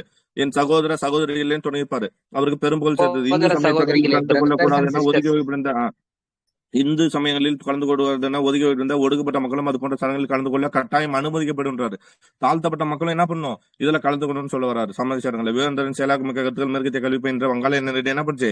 அரசியல் மாற்றங்களுக்கான நாட்டத்தை ஏற்படுத்தியது. அதுல ஒருத்தர் யாரு? விவேகானந்தரோட சீடர் ஒருத்தர். அவர் தான் யாரு அப்படின்னா ஞாபகம் இல்லையா? பேரே இருக்கு நிவேதிதா பாருங்க. அவங்க சீடர், அவங்க வேற. தேவிங் அவங்க சார் வேற. பாரதியாரோட அரசியல் குரு. சரி, நிவேதிதா. நான் இங்க நல்ல வார்த்தையில கவனிக்கணும். விவேகானந்தரின் செயலாக்கமிக்க கருத்துக்கள் மேற்கத்திய கல்வி பயின்ற வங்காள இளைஞர்களிடையே அரசியல் மாற்றம். ஒருத்தர் அப்பவே ICS பணியை படிச்சு கலெக்டர் ஆகியிருப்பாரு. ஆனா அதை விட்டுட்டு ஒரு இளைஞர் ஓகேவா நேதாஜி சுபாஷ் சந்திர போஸ் சார். வரணும் இல்லையா? நேதாஜி சுபாஷ் சந்திர போஸோட ஆன்மீக குரு யாரு? விவேகானந்தர். அரசியல் குரு தான் CR தாஸ். ஆமாங்க சார். ஓகேவா? விவேகானந்தர் தான் அவரு இளைஞர்களை கவர்ந்தார் இல்லையா? அதுல ஒருத்தர் யாரு? அந்த இளைஞர்கள்ல ஒருத்தர் தான் யாரு? நேதாஜி சுபாஷ் சந்திர போஸ். சுபாஷ் சந்திர ஓகேவா? போஸ். படிச்ச இங்க வேற யாரையுமே இங்க மென்ஷன் பண்ணல. நம்ம சரியா படிச்சோம்னா நம்ம புரிதல் எங்க போனோம்? இவர்கிட்ட போய் நிக்கணும். ஓகேவா? சுபாஷ் சந்திர போஸ் கிட்ட நிக்கணும். இளைஞர்களிடையே அரசியல் மாற்றங்களுக்கான நாட்டத்தை ஏற்படுத்தியது. வங்க பிரிவினை தொடர்ந்து நடைபெற்ற அப்ப வந்துருச்சுல பாயிண்ட் வந்துருச்சுல. சுதேசி இயக்கத்துக்கும் இளைஞர்களும் நம்ம யாரை படிப்போம்? நம்ம ஆளுதான். ஆமா, ICS. அவர் யாரு? நேதாஜி சுபாஷ் சந்திர போஸ் படிக்காதவர் கிடையாது. கலெக்டர் ICSல பாஸ் ஆன ஒரு நபர் தூக்கி போட்டுட்டு வந்தாரு. சரியா? அரசியல் மாற்றங்களுக்கு நாட்டை ஏற்படுத்தி வங்க பிரிவினை தொடர்ந்து நடைபெற்ற சுதேசி இயக்கத்தின் போது இளைஞர்களில் பலர் விவேகானந்தரால் ஊக்கம் பெற்றனர். ஓகேவா? ஓகே. பிரம்மஞான சபை. ஓகேவா? பிரம்மஞான சபை மேடம் HP பிளவாட்ஸ்கி பார்ப்போம் 1931-91 மற்றும் கர்னல் HS ஆல்காட். HP பிளவாட்ஸ்கியும் HS ஆல்காட்டும் என்ட்ரி அப்படி சொல்லுவோம். என்ட்ரி ஸ்காட் ஆல்காட்டா இல்ல மறந்து போச்சு. ஓகே. என்ட்ரி ஆல்காட் ஆகியோரால் பிரம்மஞான சபை 1875 அமெரிக்காவில் நிறுவப்பட்டதா நியூயார்க்னு பார்ப்போம். இவ அமைப்பு பின்னர் எங்க போறோம்? 1886 இந்தியாவில் சென்னை அடையாருக்கு மாற்றப்பட்டது. இது தப்பு. ஓகேவா? இது மிஸ்டேக்கு. 1875 1879 பம்பாய்க்கு வந்துரும். ஓகேவா? 76 நினைக்கிறேன். 76 79 பம்பாய்க்கு வந்துரும். அதுக்கப்புறம் 1882 சென்னைக்கு மாற்றப்படும். நான் சொல்ற பாயிண்ட் புரியுதுங்களா? 1882 எங்க வரும்? சென்னைக்கு வந்துரும். ஏன்னா நீங்க ஒரு இடத்துல படிப்பீங்க. இங்க நான் கேள்வியை முன் வைக்கிறேன் பாரு. 1886 தான் சென்னை அடையாருக்கு மாற்றப்படும்னா 1884 ஒரு கூட்டம் நடக்கும். பிரம்மஞான சபை சென்னையில கூட்டம் நடக்கும். ஓகேவா? சென்னையில் பிரம்மஞான சபையின் கூட்டம் நடைபெறும். அந்த கூட்டத்துலதான் யார் கலந்துப்பா? ஏஓ விக்டர் ஹியூம் தலைவரா கலந்துப்பாரு. அவருதான் ஒரு அட்வைஸ். அதுல நம்ம இவரு G சுப்பிரமணியம் தமிழ்நாட்டை சேர்ந்த தலைவர்களும் கலந்துப்பாங்க. இதுல உமேஷ் சந்திரபாத் எல்லாமே கலந்துப்பாங்க. இதுலதான் ஏஓ விக்டர் ஹியூம் சொல்லுவாரு, ஏண்டா இந்தியர்களே நீங்க தனித்தனியா என்ன பண்றீங்க? அமைப்புகளா வச்சிருக்கீங்க. ஒரு இந்தியால ஒரு தேசிய இயக்கத்தை தொடங்குன்னு ஒரு அட்வைஸ் பண்றாரு. அந்த அட்வைஸ வச்சுக்கிட்டு தான் 1885 இந்திய தேசிய இயக்கம் அப்படின்னு ஒண்ணு தொடங்குது. படிச்சிருக்குமா படிக்கலையா? படிச்சிருக்குமா படிக்கலையா? December 28 December 28 1900. அப்போ 86 நிறுவி இருந்தா இவ் அமைப்பு 86 இருந்தா எப்படி 84 கூட்டம் நடந்திருக்கும்? ஓகே. 1882. ஓகேவா? சரி வாங்க பின்னாடி. பிரம்மஞான சபை இந்து செவியல் நூல்களை குறிப்பாக உபநிடதங்கள். இது என்ன பண்ணா இந்து செவியல் நூல் உபநிடதம் பகவத்கீதை அவற்றை படிப்பதற்கு உச்சம் இந்தியாவில் பௌத்தம் முக்கியமான காரணம். ஓகேங்களா? பௌத்த புத்துயிர் பெறுவதற்கு எந்த அமைப்பு காரணமா இருந்துச்சுன்னா எதை சொல்லலாம்? பிரம்மஞான சபை தான். ஏன்னா HS ஆல்காட் என்ன பண்றாரு? புத்தகத்தை நாடி போனாரு. ஓகே. இந்து மறைநூல்கள் மீது மேலை நாட்டு காட்டி ஆர்வம் படித்தே தங்கள் பாரம்பரியம் பண்பாடு குறித்து அளப்பரிய பெருமத்தை ஏற்படுது. ஓகே. அன்னிபெசன்ட் பங்களிப்பு ஆல்காட்டின் மறைவுக்கு பின்னர் இவ்வமைப்பின் தலைவர். அப்ப ஆல்காட் எப்ப இருப்பாரு? 93 இருப்பாரு. 907. Very good. 1907 தான் யாரு? அயோத்திதாஸ். 1893 இலங்கைக்கு கூட்டிட்டு போய் அயோத்திதாசரா இலங்கைக்கு கூட்டிட்டு போய் சாக்கிய பௌத்த சங்கம் 1898 சென்னையில ஆரம்பிச்சிருப்பாங்க. அது HS Olcott sir. HS Olcott தான். அதே HS ஆல்காட் தான் இதோட நிறுவனர். ஓகேங்களா? அவர் 1907 இறந்துருவாரு. அவர் 1907 இறந்த பின்னாடி தான் அதுக்கு தலைவரை யார் மாத்துவா? அன்னிபெசன்ட் மாத்துவாங்க. ஓகேங்களா? அன்னிபெசன்ட் ஆல்காட்டின் மறைவுக்கு பின்னர் 1907 தான் HS ஆல்காட். இங்க இருக்குதா பாரு. இங்க இருக்கு பாரு. இங்க எதுக்கு இயர் முக்கியம் சொன்னு தெரியுங்களா? ஏன்னா ரொம்ப இம்பார்ட்டன். 1832 1907. ஓகேவா? ஞாபகம் வச்சுங்க. ஓகே. அவர் இறந்த பின்னாடி தான் அன்னிபெசன்ட் அம்மையார் வருவாங்க. ஆனா அன்னிபெசன்ட் அம்மையார் இந்தியாவுக்கு வந்தது எப்படின்னா 1893. நம்ம என்ன பண்ணோம், அவர் இந்தியாவுக்கு வந்து தலைமை ஏத்துட்டாங்கன்னு பார்ப்போம். 1893 அவர் உறுப்பினரா இருப்பாரு. எச்.எஸ். ஆல்காட் இப்போ அதானே கதை. இப்போ வந்து பெரிய முதலமைச்சர் இறந்துட்டாருன்னா அவர் இறந்த பின்னாடி தானே துணை முதலமைச்சர் ஆக முடியும். அந்த கதை அந்த மாதிரி தான். ஓகேவா? ஸோ தொடர்ந்து இயக்கம் மேலும் செல்வாக்கு பெற்றது. இந்திய அதாவது செல்வாக்கு பெற்றது வந்து அன்னி பெசன்ட் அம்மையார் காலத்துல 1893. ஓகேங்களா? இந்த இயக்கம் பெற்ற அவர் தன்னாட்சி இயக்க சங்கத்தை 1900 பண்ணாரு. அயர்லாந்தில் வழங்கப்பட்டதை போல இங்கேயும் பண்ணாரு. அதுதான் அன்னி பெசன்ட் பிரம்மஞான கருத்திலே தன்னுடைய எதில் நியூ இந்தியா 1915 காமன்வெல்த் எப்போ 1914. Okay, 1914 sir. காமன்வெல்த் தான் ஃபர்ஸ்ட் வரணும். 1914 இதெல்லாம் பரப்பினாரு. ஓகே, டமாரன் பேர் வாங்குவாரு. 1910 பத்திரிகை சட்டப்படி ஃபைன் கட்டுவாரு. ஜோதிபா போலே அடுத்தது. ஜோதிபா போலே ரொம்ப ரொம்ப இம்பார்ட்டன்ட். 1827 வருஷம் ஞாபகம் வச்சுக்கோங்க. 1827 மகாராஷ்டிராவில் பிறந்தார். 1827 நீல் சிலைக்கு முன்னாடி 100 வருஷத்துக்கு முன்னாடியே பிறக்கிறாரு. பிறந்த அவர் 1852 ஒடுக்கப்பட்டிருந்த முதல் பள்ளியை 1852 சொன்னோம் இல்லையா, அது நீங்க நம்ம தமிழ் புக்ல 1848க்கும் இன்னொரு இடத்துல 1851க்கும் இந்த இடத்துல 1852 ஒடுக்கப்பட்டவருக்கான முதல் பள்ளியே போன. இது ஒடுக்கப்பட்டவருக்கான முதல் பள்ளி. பெண் பள்ளி வந்து 1848 இல்லைன்னா 51. ஓகேவா? ஓகே, ஒடுக்கப்பட்டவருக்கான முதல் பள்ளி யார் தொடங்குறாரு? பூனேல இவர்தான். ஸோ ஓகே, மகாத்மா காந்தி யாரு? மகாத்மா காந்தி அழைக்கப்பட்டவர் யாரு? மகாத்மான்றது காந்தியா? அந்த மகாத்மான்ற பட்டம் காந்தி எப்ப பிறகுறாரு? 1869 பிறந்து 1915 தான் எங்க வராரு? 1915 தான் இந்திய இதுக்கே வருவார். 16, 17 தான் வருவார். மகாத்மான்ற பட்டம் இவருக்கு இப்பதான் கிடைக்கும். ஆனா 1827 பெற்ற ஜோதிபா பூலே தான் என்னது முதல் மகாத்மான்ற ஒரு பேர் வாங்கினது யாருன்னா ஜோதிபா பூலே தான். ஓகேவா? மகாத்மா என்று அழைக்கப்பட்டவர் யாரு? ஜோதிபா பூலே. ஞாபகம் வச்சுக்கணும். வெறும் காந்தி மட்டும் கிடையாது. ஓகேவா? புனேல் பிறந்தார். சத்திய சோதக் சமாஜ் நம்ம பாமல உண்மை நாடுவோர் சங்கம் ஆரம்பிச்சிருப்பாரா? சத்திய சோதக் சங்கம் எப்போ என்ன ஒரு சாமிச்சாரு? 1873. சத்திய சோதக் சமாஜம் உண்மை நாடுவோர் சங்கம் என்னும் அமைப்பை பிராமண அல்லாதோர் மக்களுக்கும் சுயமரியாதையோடும், நல்லா கவனிக்கணும், பிராமண அல்லாதோர் மக்களும் சுயமரியாதையோடும் குறிக்கோளோடும் வாழ தூண்டுவதற்காக நிறுவினார். அப்ப இது என்ன அமைப்பு? இது சமய சீர்திருத்தமா சமூக சீர்திருத்தமா? சொல்லுங்க. அதுதான் சாதி எதிர்ப்பு இயக்கங்கள். ஓகேவா? சமய சீர்திருத்தங்கள். ஓகேங்களா? பிராமண இதான் நம்ம தென்னிந்தியாவில் 1916 இருக்கிறோம். நம்ம 1916 உருவாக்குறோம். ஆனா இவர் தலைவர் எப்ப உருவாக்குறாரு? 1827 உருவாக்குறாரு. பிராமண அல்லாத மக்களும் சுயமரியாதையோடும் குறிக்கோளோடும். இவர் என்னன்னா, இவரு வந்து அந்த மதர் ஏதோ மகர்ன்னு சொல்லிட்டு ஒரு தோட்டம் அந்த அந்த இதுல பிறந்திருப்பாரு அப்படின்னு சொல்லியிருப்பாங்க. புலி குழந்தை திருமணத்தை எதிர்த்தார். விதவை மர்மத்தை எதிர்த்தார். ஜோதிபாவுடைய மனைவி சாவித்ராபாயும் ஒடுக்கப்பட்ட பெண்கள் வாழ்க்கையா இருப்பார். ஜோதிபாவுடைய பெற்றோர்கள் குழந்தைகளுக்கு விடுதலையும் விதவைகளுக்கான காப்பங்களையும் உருவாக்கினார். அவர் எழுதிய நூலான குலாம்கரி, என்ன நூலு? குலாம்பரி பார்த்தோம், அடிமைத்தனம். உண்மைத்தனம் அவருடைய பெரும்பாலான தீவிரகத்திலே சுருக்கி கூறுகிறது. ஓகே, நாராயணகுரு கேரளாவில் ஏழை பெற்றோருக்கு மகனாக பிறந்த நாராயணன் குரு கேரளால. Okay, 1854 to 1928. எப்போ? நாராயணகுரு 54 to 1928. ஓகேவா? நாராயணகுரு மலையாளம், சமஸ்கிருதம், தமிழ் ஆகிய மொழிகளில் பயங்கரமான சாதி குடும்பங்களை அவர் மக்களின் மேம்படுத்த தனது வாழ்க்கை முழுவதும் அர்ப்பணித்தார். அவர்களின் மேம்படுத்த பணியாற்றுவார். ஸ்ரீ நாராயண தர்ம நப்பாப்லையா ஸ்ரீ நாராயண தர்ம பரிபாலன, இதுல வந்து பேர் வராது. நாராயணன் பேர் வராம எப்படி கேட்பாங்க? தர்ம பரிபாலன யோகம் அப்படின்னு கேட்பாங்க. அப்ப நம்ம என்ன பண்ணணும்? போட்டுடணும். ஓகேவா? என்ன ரமேஷ் சொன்னீங்க? SNDP. ஓகேங்களா? SNDP. ஆமா, ஸ்ரீ நாராயண தர்ம பரிபாலன இயக்கம் என்னும் அமைப்பை உருவாக்கினார். அருவிபுரம் என்னும் ஊரில் ஒரு பெரிய கோவிலை கட்டியவர். ஓகேங்களா? அருவிபுரம்ன்ற ஊர்ல என்ன பண்ணுவாரு? ஆமா, அந்த ஊர் என்ன போச்சு? அருவிபுரம். ஓகேங்களா? அருவிபுரம். இது நாராயண தர்ம பரிபாலன யோகம் வருஷம் இருக்குமா? 1903 எதுக்கு வரும்? இதுக்கா? 2. 1902 நோட் பண்ணி வச்சுங்க. ஓகேங்களா? 1902. ஓகேவா? அவர் அருவிபுரம்ன்ற ஒரு ஊர்ல தான் என்ன பண்ணிருப்பாரு? ஒரு கோயிலை கட்டி அதுல என்ன பண்ணுவாரு? எல்லாரையும் வந்து சாமி கும்பிட வச்சிருப்பாரு. ஓகே, அர்ப்பணித்தார். குமாரன், இந்த குமாரன் ஆசான்றவங்களும் டாக்டர் பால்பு, இன்னொரு பேர் வரும் சத்யா சம்திங் ஒரு பேர் வரும். இவங்க எல்லாம் யாரோட சீடர் அப்படின்னு பார்த்தோம்னா நாராயணகுருவோட சீடர். அவங்களோட இதை பரப்புவாங்க. ஓகேவா? ஸோ அடுத்து வந்து ஐயங்காளி 1863 திருவனந்தபுரத்தில் உள்ள வெங்கனூரில் பிறந்தார். நோட் பண்ணிக்கணும்.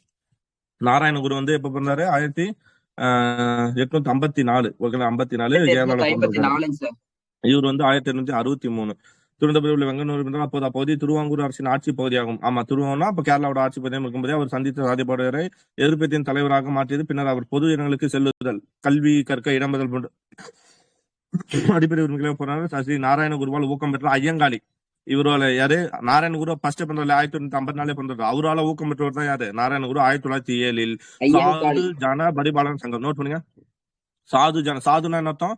சாதுனா இப்ப எப்படி நம்ம வந்து தாழ்த்தப்பட்ட அது மாதிரி சாது அமைதி, சாது ஒடுக்கப்பட்ட மக்கள்னு சொல்லலாம். சாது ஜன பரிபாலன சங்கம். ஏழை மக்கள் தான் அங்க இருப்பாங்க. ஏழை மக்களின் பாதுகாப்பு சங்கம். ஓகே, அசோசியேஷன் பார்த்து இங்கிலீஷ்ல கூட கேட்கலாம். Association for the protection of the poor. ஓகேவா? அப்போ சாது ஜன பரிபாலன சங்கம், ஏழை மக்கள் பாதுகாப்பு சங்கம்னு சொல்லி ஒரு சங்கத்தை உருவாக்குறாரு 1907. அப்ப இது சீர்திருத்த இயக்கமா, இது சமூக சீர்திருத்த இயக்கமா, சமய சீர்திருத்த இயக்கமா? சமூக சீர்திருத்தம். ஓகேவா? சமூக 1907 சீர்திருத்த இயக்கம். நோட் பண்ணியும். ஐயங்காளினா ஸ்ரீ நாராயண குரு.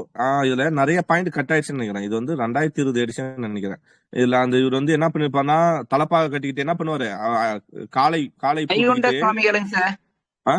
வைகுண்ட சுவாமிகள் இல்ல, அது அது வேற. வைகுண்ட சுவாமிகள் தான் வந்து ஆஹா, தலைப்பு. நோ நோ, இங்க பாரு இங்க பாரு இங்க பாரு, இவர் என்ன கட்டிக்கிற பாரு, அவர் படத்துல என்ன இருக்கு பாரு. ஓகேவா?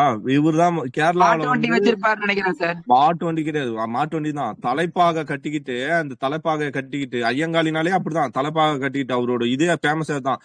தலப்பா அது ஏன்னா அந்த ரோட்ல வந்து துண்டை வந்து கீழே வச்சிடணும், துண்டை வந்து எடுத்து கையிலே வைக்க கூடாது. ஆனா இவர் என்ன பண்ணுவாருன்னா, அதை எதிர்த்து அந்த வீதிகள்ல தலைப்பாக கட்டுறது மட்டும் கிடையாது, எருதுகள் பூட்டிய காலையில வீரமா அந்த வண்டியை விட்டுருப்பாரு. ஐயங்காளியோட சிறப்பே அதுதான். சரிங்களா? வீரமா அதை வந்து நடத்திருப்பாரு. இது வந்து 2019 எடிஷன்ல டீப்பா இருக்கும். இது சும்மா புக் ஆட்டுது, டுபாகூர் புக் சார் 2020. அது சாலியங்காளி தெரு போராட்டம்னு சொல்லுவாங்க. என்ன பேரு? சாலியங்காளி தெரு சாலியங்காலி போராட்டம். தெரு போராட்டம். ஓகேனா? வீதியில என்ன பண்ணுவாருன்னா, தலைப்பாக கட்ட வச்சுட்டு என்ன பண்ணுவாருன்னா, காளையை பூட்டி, ஏன்னா நடந்தே வரக்கூடாதுன்னு சொல்லுவாங்க. இவர் என்ன பண்ணுவார், காளையை பூட்டிட்டு அந்த வண்டியில போவாரு. ஓகேனா? அப்படியேப்பட்ட ஆளு இவரு. ஓகே, அது புக்ல கட் ஆயிட்டு. இந்த 2020 இது இவங்களுக்கு இந்த 2K கிட்ஸ்க்காக வந்த புக், கொரோனால பாஸ் ஆகணும்னு வந்த புக் இது, டுபாகூர் புக். பாதி விஷயத்தை கட் பண்ணிட்டான்.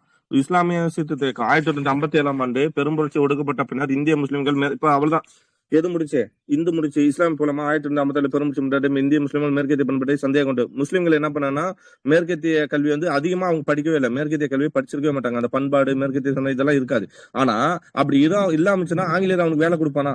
நான் கேக்குற கேள்வி. முஸ்லிம்கள் எதை வெறுத்துட்டானா, மேற்கத்திய சிந்தனையும் கல்வியும் எல்லாத்தையும் வெறுத்துட்டான். ஆனா அது இல்லாம அவன் வேலை கொடுப்பானா? கொடுக்க மாட்டான். அப்போ சார் சையத் அகமது கான் ஒருத்தர் வராரு, டெல்லியில் உயர்குடி முஸ்லீம், இவர் எங்க பிறகு டெல்லியில உயர்குடி முஸ்லீம் குடும்பத்தில் பிறந்த சையத் அகமது கான் படிப்பறிவின்மையை, குறிப்பாக நவீன கல்வி அறிவின்மை, நான் சொன்னேன் ஏன்னா முஸ்லிம்கள் அப்ப இங்கிலீஷ் படிக்கல, சோ குறிப்பாக நவீன கல்வி அறிவின்மை இஸ்லாமியர்களுக்கு பெருந்தீங்கு விளைவித்து அவர்களை கீழ்நிலையில் வைத்து விட்டது என கருதினார். என்ன சொல்றார்? நவீன கல்வி அறிவின்மையை, கல்வி இல்லாததே அவங்களை வந்து தீங்குல இருக்கு, மேலைநாட்டு அறிவியலையும் அரசு பணிகளையும் ஏற்றுக்கொள்ளும்படி அவர் என்ன பண்றாரு, இஸ்லாமியிலே வற்புறுத்துறாரு. அறிவியல் கழகம் ஒன்று நம்ம பார்த்தோமே நேற்று கூட, அறிவியல் கழகம் ஒன்றை என்ன ஊர்ல பார்த்தோம், அறிவியல் கழகம் ஒன்றை நிறுவி அவர் என்ன வருஷம் பார்ப்போம், 1866 நினைக்கிறேன். 1866 அறிவியல் கழகம் ஒன்றை நிறுவி ஆங்கில நூல்களை குறிப்பாக 1864 ஓகே ஓகே ஓகே 1864 உருவாக்கி இருக்காரு அறிவியல் நூல்களை உருது மொழியில் அப்ப என்ன இந்த அறிவியல் கழகம் என்ன, அவர் ஆங்கில நூல்கள் என்ன பண்றாரு, ஏன்னா இப்போ நீ வந்து உருது மக்களுக்கு மேற்கத்திய கல்வியை கொடுக்கணும், இங்க இஸ்லாமிய மக்களுக்கு என்ன தெரியாது, அப்போ இங்க படிக்காம இருக்கான், அப்போ அவனுக்கு இங்கிலீஷ் தெரியாது, அப்ப என்ன பண்றாரு, உருது தெரியும். ஆங்கிலத்துல இருக்கக்கூடிய மேற்கத்திய சிந்தனையை எதெல்லாம் மாத்துறாரு, உருது மொழியில மாத்தி மக்களுக்கு கொடுக்குறாரு. ஓகே, ஒரு சமூகத்தை படிக்க வைக்கிறார். மேல இருந்து வரும் தேசிய இயக்கத்தில் இணைவதை காட்டிடும். நம்ம என்ன பண்ணோம், போயிட்டு தேசிய இயக்கத்துல சேர்ந்துட்டோம்னா நம்ம யார் ஆங்கிலரை எதிர்க்க மாதிரி இருக்கும். அப்போ நம்ம என்ன பண்ணலாம், ஆங்கில அரசுக்கு நல்லுறவு மேற்கொண்டால் இஸ்லாமிய நலன் பேணப்படும், நமக்கு கவர்மெண்ட் ஜாப் கொடுப்பான், நமக்கு வந்து கல்வி கொடுப்பான்னு நினைக்கிறாரு. எதை போல, இந்த இடத்துல தமிழ்நாட்டோட நீதி கட்சியை போல. எனவே அவர் இஸ்லாமியருக்கு ஆங்கில கல்வியும் படியிலும் கவனம் செலுத்தினார். அலிகார் இயக்கம் சார் சையத் அகமது கான் 1875 ஆண்டு, ஆல்ரெடி ஆரிய சமாஜம் பார்த்தா, இது 75 ஆண்டு அலிகார் இயக்கத்தில் முகமதிய ஆங்கிலோ ஓரியன்டல் கல்லூரி, என்ன பேரு, ஆங்கிலோ ஓரியன்டல், முகமதிய ஆங்கிலோ ஓரியன்டல் கல்லூரி. ஓகேனா? அலிகார் பார்த்தோம், நிறுவனர் அலிகார் இயக்கம் எனப்பட்ட அவரது இயக்கம், இது அங்க தொடங்கியிருப்பாரு. கல்லூரி தொடங்கினார், அதனால இது அலிகார் இயக்கமே சொல்றாங்க. இதை பற்றி நடைபெற்றதால் அதான் இந்த இயக்கம் கல்லூரி மையப்பட்ட பெயரை பெற்றது. இந்திய முஸ்லிம்களின் கல்வி வரலாற்றில் இக்கல்லூரி மைல்கல். 1920 கல்லூரி என்ன பண்ணுச்சு, அதாவது 1875 ஆரம்பிக்கிறாரா, அவர் ஆரம்பிச்ச கல்லூரி 1920 என்னவா மாறுது, பல்கலைக்கழகமா மாறுது. தியோபந்த் இயக்கம் ஒரு மீட்பு. தியோபந்த் மேல சொன்னது வந்து சீர்திருத்த இயக்கம், நல்லா கவனிக்கணும். எது, சையத் அகமதோட அலிகார் இயக்கம் வந்து சீர்திருத்த இயக்கம். ஆனா தியோபந்த் வந்து ஒரு மீட்பு இயக்கம். இது என்ன சொல்லும், எப்படி வேத இயக்கம் தயந்த வேத இயக்கம் எப்படி இருந்துச்சோ அதுக்கு ஆப்போசிட்டா யாரெல்லாம் முஸ்லீம் வந்து பிரிஞ்சு போனீங்களோ அவங்களை ஒண்ணு சேர்க்கறதா இந்த இயக்கம். இவ்வியக்கம் பழமை வாய்ந்த முஸ்லீம் உலோமாக்களால், அதாவது முஸ்லீம் குருக்களால் தொடங்கப்பட்டது. இவ்வுலோமாக்கள் முகமது குவாசிம் நானாதேவி, யாரு, முகமது குவாசிம் நானாதேவியும் ரஷீத் அகமது கங்காத்துரி ஆகியோர்களின் தலைமையில், யாரோட தலைமையில, முகமது குவாசிம் நானாதேவி, அதுக்கப்புறம் ரஷீத் அகமது கங்கோத்ரி ஆகியோரின் தலைமையில் 1866 உத்தரப்பிரதேசில் சகரன்பூரில் ஒரு பள்ளியை நிறுவனர். இவங்க என்ன பண்றாங்க, ஃபர்ஸ்ட் ஒரு பள்ளியை தொடங்குறாங்க உத்தரப்பிரதேசத்துல, உத்தரப்பிரதேசம் சகரன்பூர்ல என்ன பண்றாங்க, ஒரு பள்ளியை நிறுவுறாங்க. உத்தரப்பிரதேசம் சகரன்பூர். ஓகேவா? ஞாபகம் வச்சுக்கணும். ஓகேவா? கங்கோத்ரி தலைமையில 1866 இப்பள்ளியின் பாடத்திட்டம் ஆங்கில கல்வியை என்ன பண்ணுது, மேலைநாட்டு பண்பட்டையும் இது என்ன பண்ணுது, ஏன்னா இது வந்து மீட்பு இயக்கம். இது என்ன பண்ணும், ஆங்கிலத்தை இது பண்ணுமா? கண்டிப்பா பண்ணாது. ஆங்கிலத்தையும் வேற என்ன பண்ணும், மேற்கத்திய கல்வியும் என்ன பண்ணுங்கன்னா புறக்கணிச்சு. அப்ப இது யாருக்கு ஆப்போசிட்? நல்லா பாருங்க, ஒருத்தர் என்ன பிரிட்டிஷ்காரங்களுக்கு பண்றாருன்னா ஆப்போசிட். ஆங்கில கல்வியை கொடுக்கிறாரு, அதிகாரி மேற்கத்திய சிந்தனை கொண்டு வருது. அதிகார இயக்கத்துக்கு ஆப்போசிட். இப்பள்ளியின் பாடத்திட்டம் ஆங்கில கல்வியை மேல்நாட்டு பண்பட்டு போனது. இப்பள்ளியில் உண்மையான இஸ்லாமிய மற்றும் கற்றுத்தரப்பட்டது. இதன் நோக்கம் இஸ்லாமிய சமூகத்தின் ஒழுக்கத்தையும் அதாவது ரொம்ப தீவிரமா போகுது. ஓகேங்களா? மீட்டெடுப்பது அமைந்தது. மௌலானா முகமது உல் ஹாசன் தியோபந்தின் புதிய தலைவர். யாரு புதிய தலைவர்? முகமது உல் ஹாசன். ஓகேங்களா? மௌலானா முகமது உல் ஹாசன் புதிய தலைவரானார். அவரின் தலைமையில் இயங்கிய ஜமைத் உல் உலோமா இறையியலாளர்களின் அவை, அது சொல்றாங்க, ஜமைத் உல் உலோமா இறையியலாளரை ஹசனுடைய கருத்திலான இந்திய ஒற்றுமை எனும் ஒட்டுமொத்த சூழலில் முஸ்லிம்கள் அரசியல் சமய உரிமையின் பாதுகாப்பு என்பது குறித்து உறுதியான விடயத்தை முன்வைத்தது. அதாவது இந்திய ஒற்றுமைன்ற ஒரு கான்செப்ட்ல முஸ்லிம்களோட அரசியல் சமய உரிமையில் பாதுகாப்புன்ற ஒரு கான்செப்ட் வைக்குது. அவ்வளவுதான். ஓகேவா? அடுத்து பார்சி சீர்திருத்த இயக்கம். 19ஆம் நூற்றாண்டின் இடைப்பகுதியில் பார்சி சீர்திருத்த இயக்கம் பம்பாயில் தொடங்கப்பட்டது. பம்பாயில பார்சினா யார் சொல்லுவோம்? பாத்தீங்கன்னா இந்த நவ்ரோஜி அவங்க தான் பம்பாயில் தொடங்கப்பட்டது. ஓகேங்களா? இது எங்கன்னா பம்பாய் தான். நல்லா கவனிக்கணும், பம்பாய்.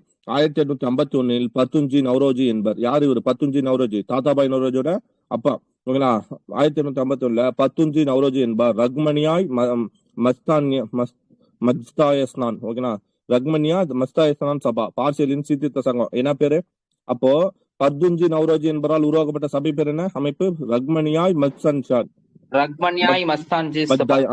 ரக்மன்யா மஜ் தயாஸ்னன். ஓகே, ரக்மன்யா மஜ் தயாஸ்னன்ற ஒரு சபையை வந்து பார்சிலின் சீர்திருத்த சங்கத்தை முதல்ல உருவாக்குனது 1851 இவரு பத்துஞ்சி நவ்ரோஜி. என்ன ராஷ்டு கோப்தார். இவர் யாரு? ராஷ்டு கோப்தார் என்னும் உண்மை இடம்பே என்பது அதன் தாரக மந்திரம். ஓகேங்களா? ராஷ்டு கோப்தார்ன்றது வந்து அதோட அந்த இயக்கத்தோட ஒரு இதழ். ஓகேவா? உண்மை விளம்பி ராஷ்டு கோப்தார்ன்றது. ஓகேவா? தாத்தாபாய் நவ்ரோஜில் வெரி குட். தாத்தாபாய் நவ்ரோஜில தொடங்கப்பட்ட ஒரு பத்திரிகை இதழ். ஓகேனா? அடுத்தது பெரம்ஜி மல்பாரி. ஓகேனா? அவர் பேர் என்ன சொல்லுங்க? பெரம்ஜி மல்பாரி என்பார் குழந்தை திருமண பழக்கத்திலிருந்து எதிரான சட்டம் ஏற்பட வேண்டும். நாம் பார்த்தோம்ல, BM மல்பாரின்னு ஒருத்த படிச்சோமா? BM மல்பாரி பத்திரிகையாளர் படிச்சிருப்பாங்க சார். அவர்தான். ஓகேனா? BM மல்பாரி ஏற்றப்பட வேண்டும் கூட சேர்ந்திருப்பாரு. அவரே. ஓகேவா? சோ அவர்தான் இவரு. ஏற்றப்பட வேண்டும் 1886 ஏதோ சம்திங் வருவார் இல்லையா? ஒரு 84. Very good madam. 1884 இது பண்ணும், குழந்தை திருமணத்தை தடுக்கணும்னு சொல்லியிருப்பாரு. ஒரு இயக்கத்தை தொடங்கிப்பான்னு பாப்போம். அதுதான் ஏற்றப்பட வேண்டும் இயக்கம் நடத்தினார். இச்சமூகம் பெரோசோ மேத்தா. யாரு பெரோசோ மேத்தா? தீச்சான் வாச்சா போன்ற சிறந்த தலைவர்களை உருவாக்கியது. பெரோசோ மேத்தா, அது வந்து தீன்சார் வாச்சா இவங்களெல்லாம் உருவாக்கியது. ஓகேவா? அவ்வளவுதான். தீவிரவாதிகள் இல்லாத காங்கிரஸ் வந்து மேத்தா காங்கிரஸ் சொல்லிருப்பாங்க. இவர்தான் sir Mehta Congress. Very good. Okay. சீக்கிய சீர்திருத்த இயக்கம் போலமா? நிரங்காரிகள் நாம்தாரிகள். பஞ்சாப் சீக்கிய சமூகத்தில் சீர்திருத்த முஸ்லிம் நிரங்காரி இயக்க. ஓகே, பஞ்சாப்ல நிரங்காரி இயக்கத்தின் நிறுவனம். நிரங்காரிக்கு யார் வேணும்? நிரங்காரினா பாபா தயால்தாஸ். நிரங்காரி. ஓகே, பாபா தயால்தாஸ் தான் நிரங்காரி. ஆமா, இது வந்து என்னன்னா, நிரங்கரினா உருவமற்ற இறைவனை, நிறமற்ற, அதாவது உருவமற்ற இறைவனை வழிபட வேண்டியதுதான் நிரங்கரி. நிறம் இல்ல அப்படின்னு சொல்லி வச்சுங்க. அதே மாதிரி சிலை வழிபாடு தொடர்புடைய சடங்குகள் ஆகியவற்றை மறுத்தல். ஏன்னா உருவமே இல்ல, அப்புறம் எப்படி சிலை வரும்? சிலை வழிபாடு தொடர்புடைய மறுத்திருப்பாரு. குருநானக்கின் தலைமையும் குருநானக்கின் தலைமையும் ஆதி கிரந்தையும் மதித்தல். குருநானக் சீக்கிய குருநானக் அந்த அவங்களோட புனித புத்தகம் தான் ஆதி கிரந்தம். ஓகேவா? அதை ரெண்டுத்தையும் ஓகேங்களா? அது ரெண்டுத்தையும் என்ன பண்ணும்? மதிக்கணும் அப்படின்னு சொல்றாரு, ஏத்துப்பாரு. மது அருந்துவதையும் மாமிசம் என்பதையும் கைவிடும்படி வெளியிட்டாரு. அதுக்கப்புறம் இன்னொருத்தர் வராரு, பாபா ராம் சிங். அவர் வந்து இவரு என்ன? பாபா நிரங்கரி. ஓகேங்களா? நிரங்கரி பாபா தயால்தாஸா? இவர் பாபா நிரங்கரி என்ற இயக்கத்தை தொடர்ந்து பாபா தயால்தாஸ். பாபா ராம் சிங் என்ற தொடங்கப்பட்டது வந்து நாம்தாரி இயக்கம். ராம்னா நாம்தாரு, ராம் நாம் ஞாபகம், ராம் நாம். ஓகேனா? இது வந்து என்னன்னா மற்றொரு சமூக சமத்துவம். நாம்தாரி இயக்கம் சீக்கியர்களின் அடையாளம். இவர் தான் மெயின். இவர் என்ன பண்ணுவானா, கிர்பான். அந்த கிர்பான் அர்த்தம் தலையில அந்த தலப்பாக மாதிரி கட்டுவாங்க இல்லையா? பாரதியார் யாரை பார்த்து வந்து தலப்பாக கட்ட ஆரம்பிச்சாரு? பஞ்சாப் மக்கள். சரியா? தலப்பாக கட்டிப்பாரு. அப்புறம் வாழை தவிர சினிய அந்த வாழத்தை ஒரு குருவால் வச்சிருப்பாங்க. அந்த குருவாலை மட்டும் இவங்க என்ன சொல்றாங்க, அணிய வற்புறுத்தியது. வாளுக்கு பதிலாக தனது என்ன பண்றாரு? சீடர்களை லத்தி, வாளுக்கு பதிலாக என்ன வைக்க சொல்றாரு? லத்திய வச்சுக்க சொல்றாரு. ராம்சிங் கூறினார், இவ்வியக்கம் ஆணும் பெண்ணும் சமம். இந்த இயக்கம் என்ன சொல்றது? ஆணும் பெண்ணும் சமம் சொல்லுது. விதவை மரணத்தை ஆதரிக்குது. வரதட்சணை முறையை குழந்தை திருமணத்தையும் தடை செய்யுது. ஓகே, அது என்ன பார்த்தோம் அப்படின்னு பார்த்தோம்னா, ஆதி கிரந்தத்தையும் இவரும் ஏத்துக்கிட்டு, குருநானக்கும் ஏத்துக்கிட்டது. அப்ப ஆதி இதையும் குருநானக்கு ஏத்துக்கிட்டா அவங்க கண்டிப்பா எப்படி இருப்பாங்க?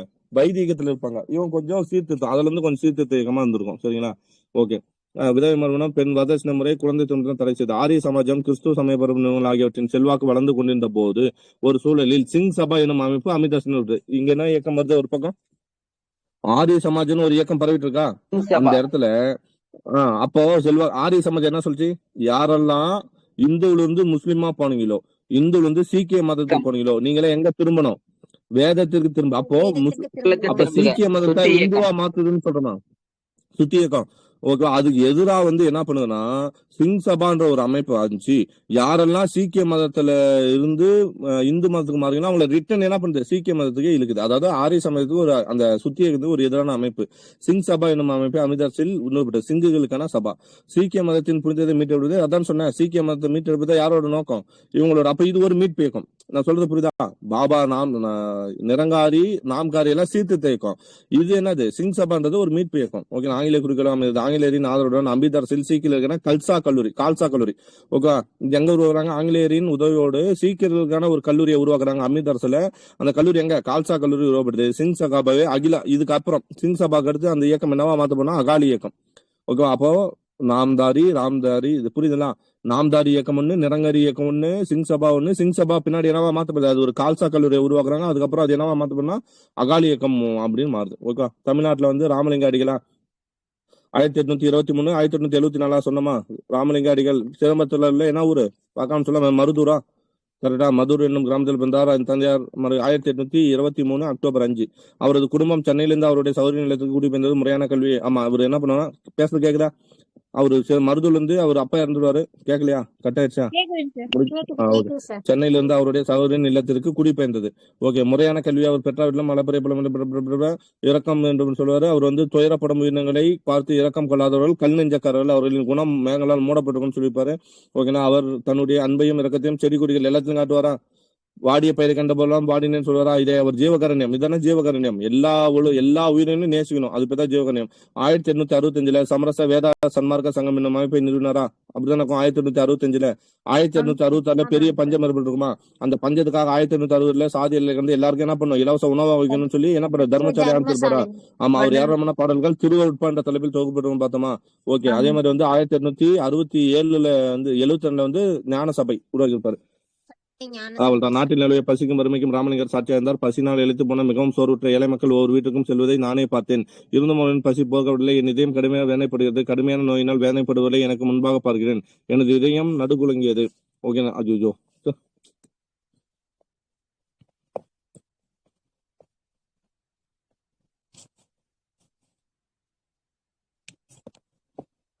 ஓகேலா, எனது இதயம் நடுங்குகிறது. ஓகேனா, ஏழைகளையும் இணையில்லா நன்மதிப்பையும் கலைப்படையும் இதயத்தையும் கண்டுள்ள மக்களை பார்த்து நான் பலவீனம் அடைகிறேன்.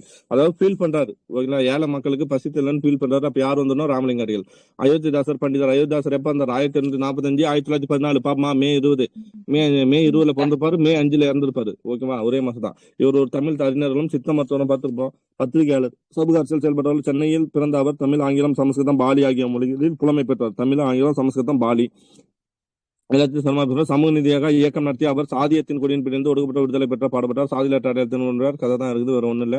ஒடுக்கப்பட்டோர் கோவில் நுழைவுக்கு ஆதரவாக குரல் எழுப்புவதற்கு பண்டிதர் ஒரு அமைப்பை உருவாக்கி இருப்பாரு. ஞாபகம் இருக்கா? கோவிலுக்காக. என்னது? அத்வனிந்தா சபா. எந்த வருஷம்? 1876. ஓகே, 76. ஒரு இடத்துல மட்டும் 70 ப்ரீவியஸ் சொல்லிருப்போம். ஆனா 1876.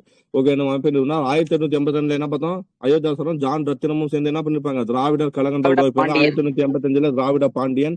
ஓகே, திராவிட மகாஜன சபை 1891. அந்த அமைப்பு ஓகேவா, அது 1893 ஆதி திராவிடர் மகாஜன சபையா யாரால மாத்தப்படும்? அயோத்திதாசரால மாத்தப்பட்டிருக்கும். அவர் பேரு அயோத்திதாசர் இல்ல, அவர் பேரு இரட்டைமலை சீனிவாசன் மாற்றப்படும். ஓகே, இங்க அவங்க பிரம்மஞான சபை நிறுவனத்தில் எச்.எஸ். ஆல்காட் ஒருத்தர். அவரு தாக்கத்தால 1898 எங்க போவாங்க? இலங்கைக்கு போவாங்க. அங்க போயிட்டு அப்பதான் என்ன பண்றாரு? அயோத்திதாசர் பௌத்தத்தை தழுவாரு. அதை தழுவுந்தும் இல்லாம சென்னையில என்ன பண்ணுவாரு? அதே ஆண்டு அப்ப 1898 என்ன பண்ணுவாரு? சென்னை பௌத்திய சங்கம்ன்ற ஒரு அமைப்பை உருவாக்கி இருப்பாரு. 1907 ஒரு பைசா தமிழன் உருவாக்கி இருப்பாரு. அது 1908 தமிழன் பேர் மாதிரி இருக்கும். 1914 அவர் இறந்துட்டார். ஓகேவா, சோ அவ்வளவுதான், முடிஞ்சு போச்சு. ஓகேவா, ஓகே, போதும் இதோட. சரிண்ணா, டைம் ஆச்சு, நான் வேலைக்கு கிளம்பணும். ஓகேவா, ஸோ அடுத்து முடிஞ்சா இதை நீங்களே படிச்சுங்க, இது பண்ணிக்கலாம். ஓகேவா, ஸோ முக்கியமான பாயிண்ட்ஸ் மட்டும் எடுத்து கொஞ்சம் கிளியர் பண்ணேன். ஓகேவா, வந்திருக்குமாங்க சார்? வள்ளலார் கொடுத்தப்பாங்க சார். அந்த டயத்துல தான் பார்த்தோம்னா அந்த மாயூரம் வேதநாயகம் பிள்ளை வந்து அவருமே வந்து பார்த்தோம்னா நிறைய கொடுத்த பத்த அந்த நீயே புருஷமேருன்னு சொல்லி கொடுத்திருப்பாங்களே சார் ஒரு பட்டம் அவருக்கு. யாருக்கு? மாயூரம் வேதநாயகம் பிள்ளை பிரதாப முதலியார் சரித்திரம் எழுதியிருப்பாருலங்க சார். அவரு தான் அந்த ஆமா. பஞ்சத்துக்கு வந்து நிறைய ஃபுட் இதெல்லாம் நிறைய கொடுத்திருப்பாருங்க. அப்ப நீயே புருஷமேருன்னு இந்த சோமசுந்தரன் யாரோ ஒருத்தர் கொடுத்திருப்பாருங்க சார் ஒரு பட்டம் சார். மாயூர வேதனை இருக்கா? மாயூர வேதனை இருக்கா? வள்ளலா இருக்கா?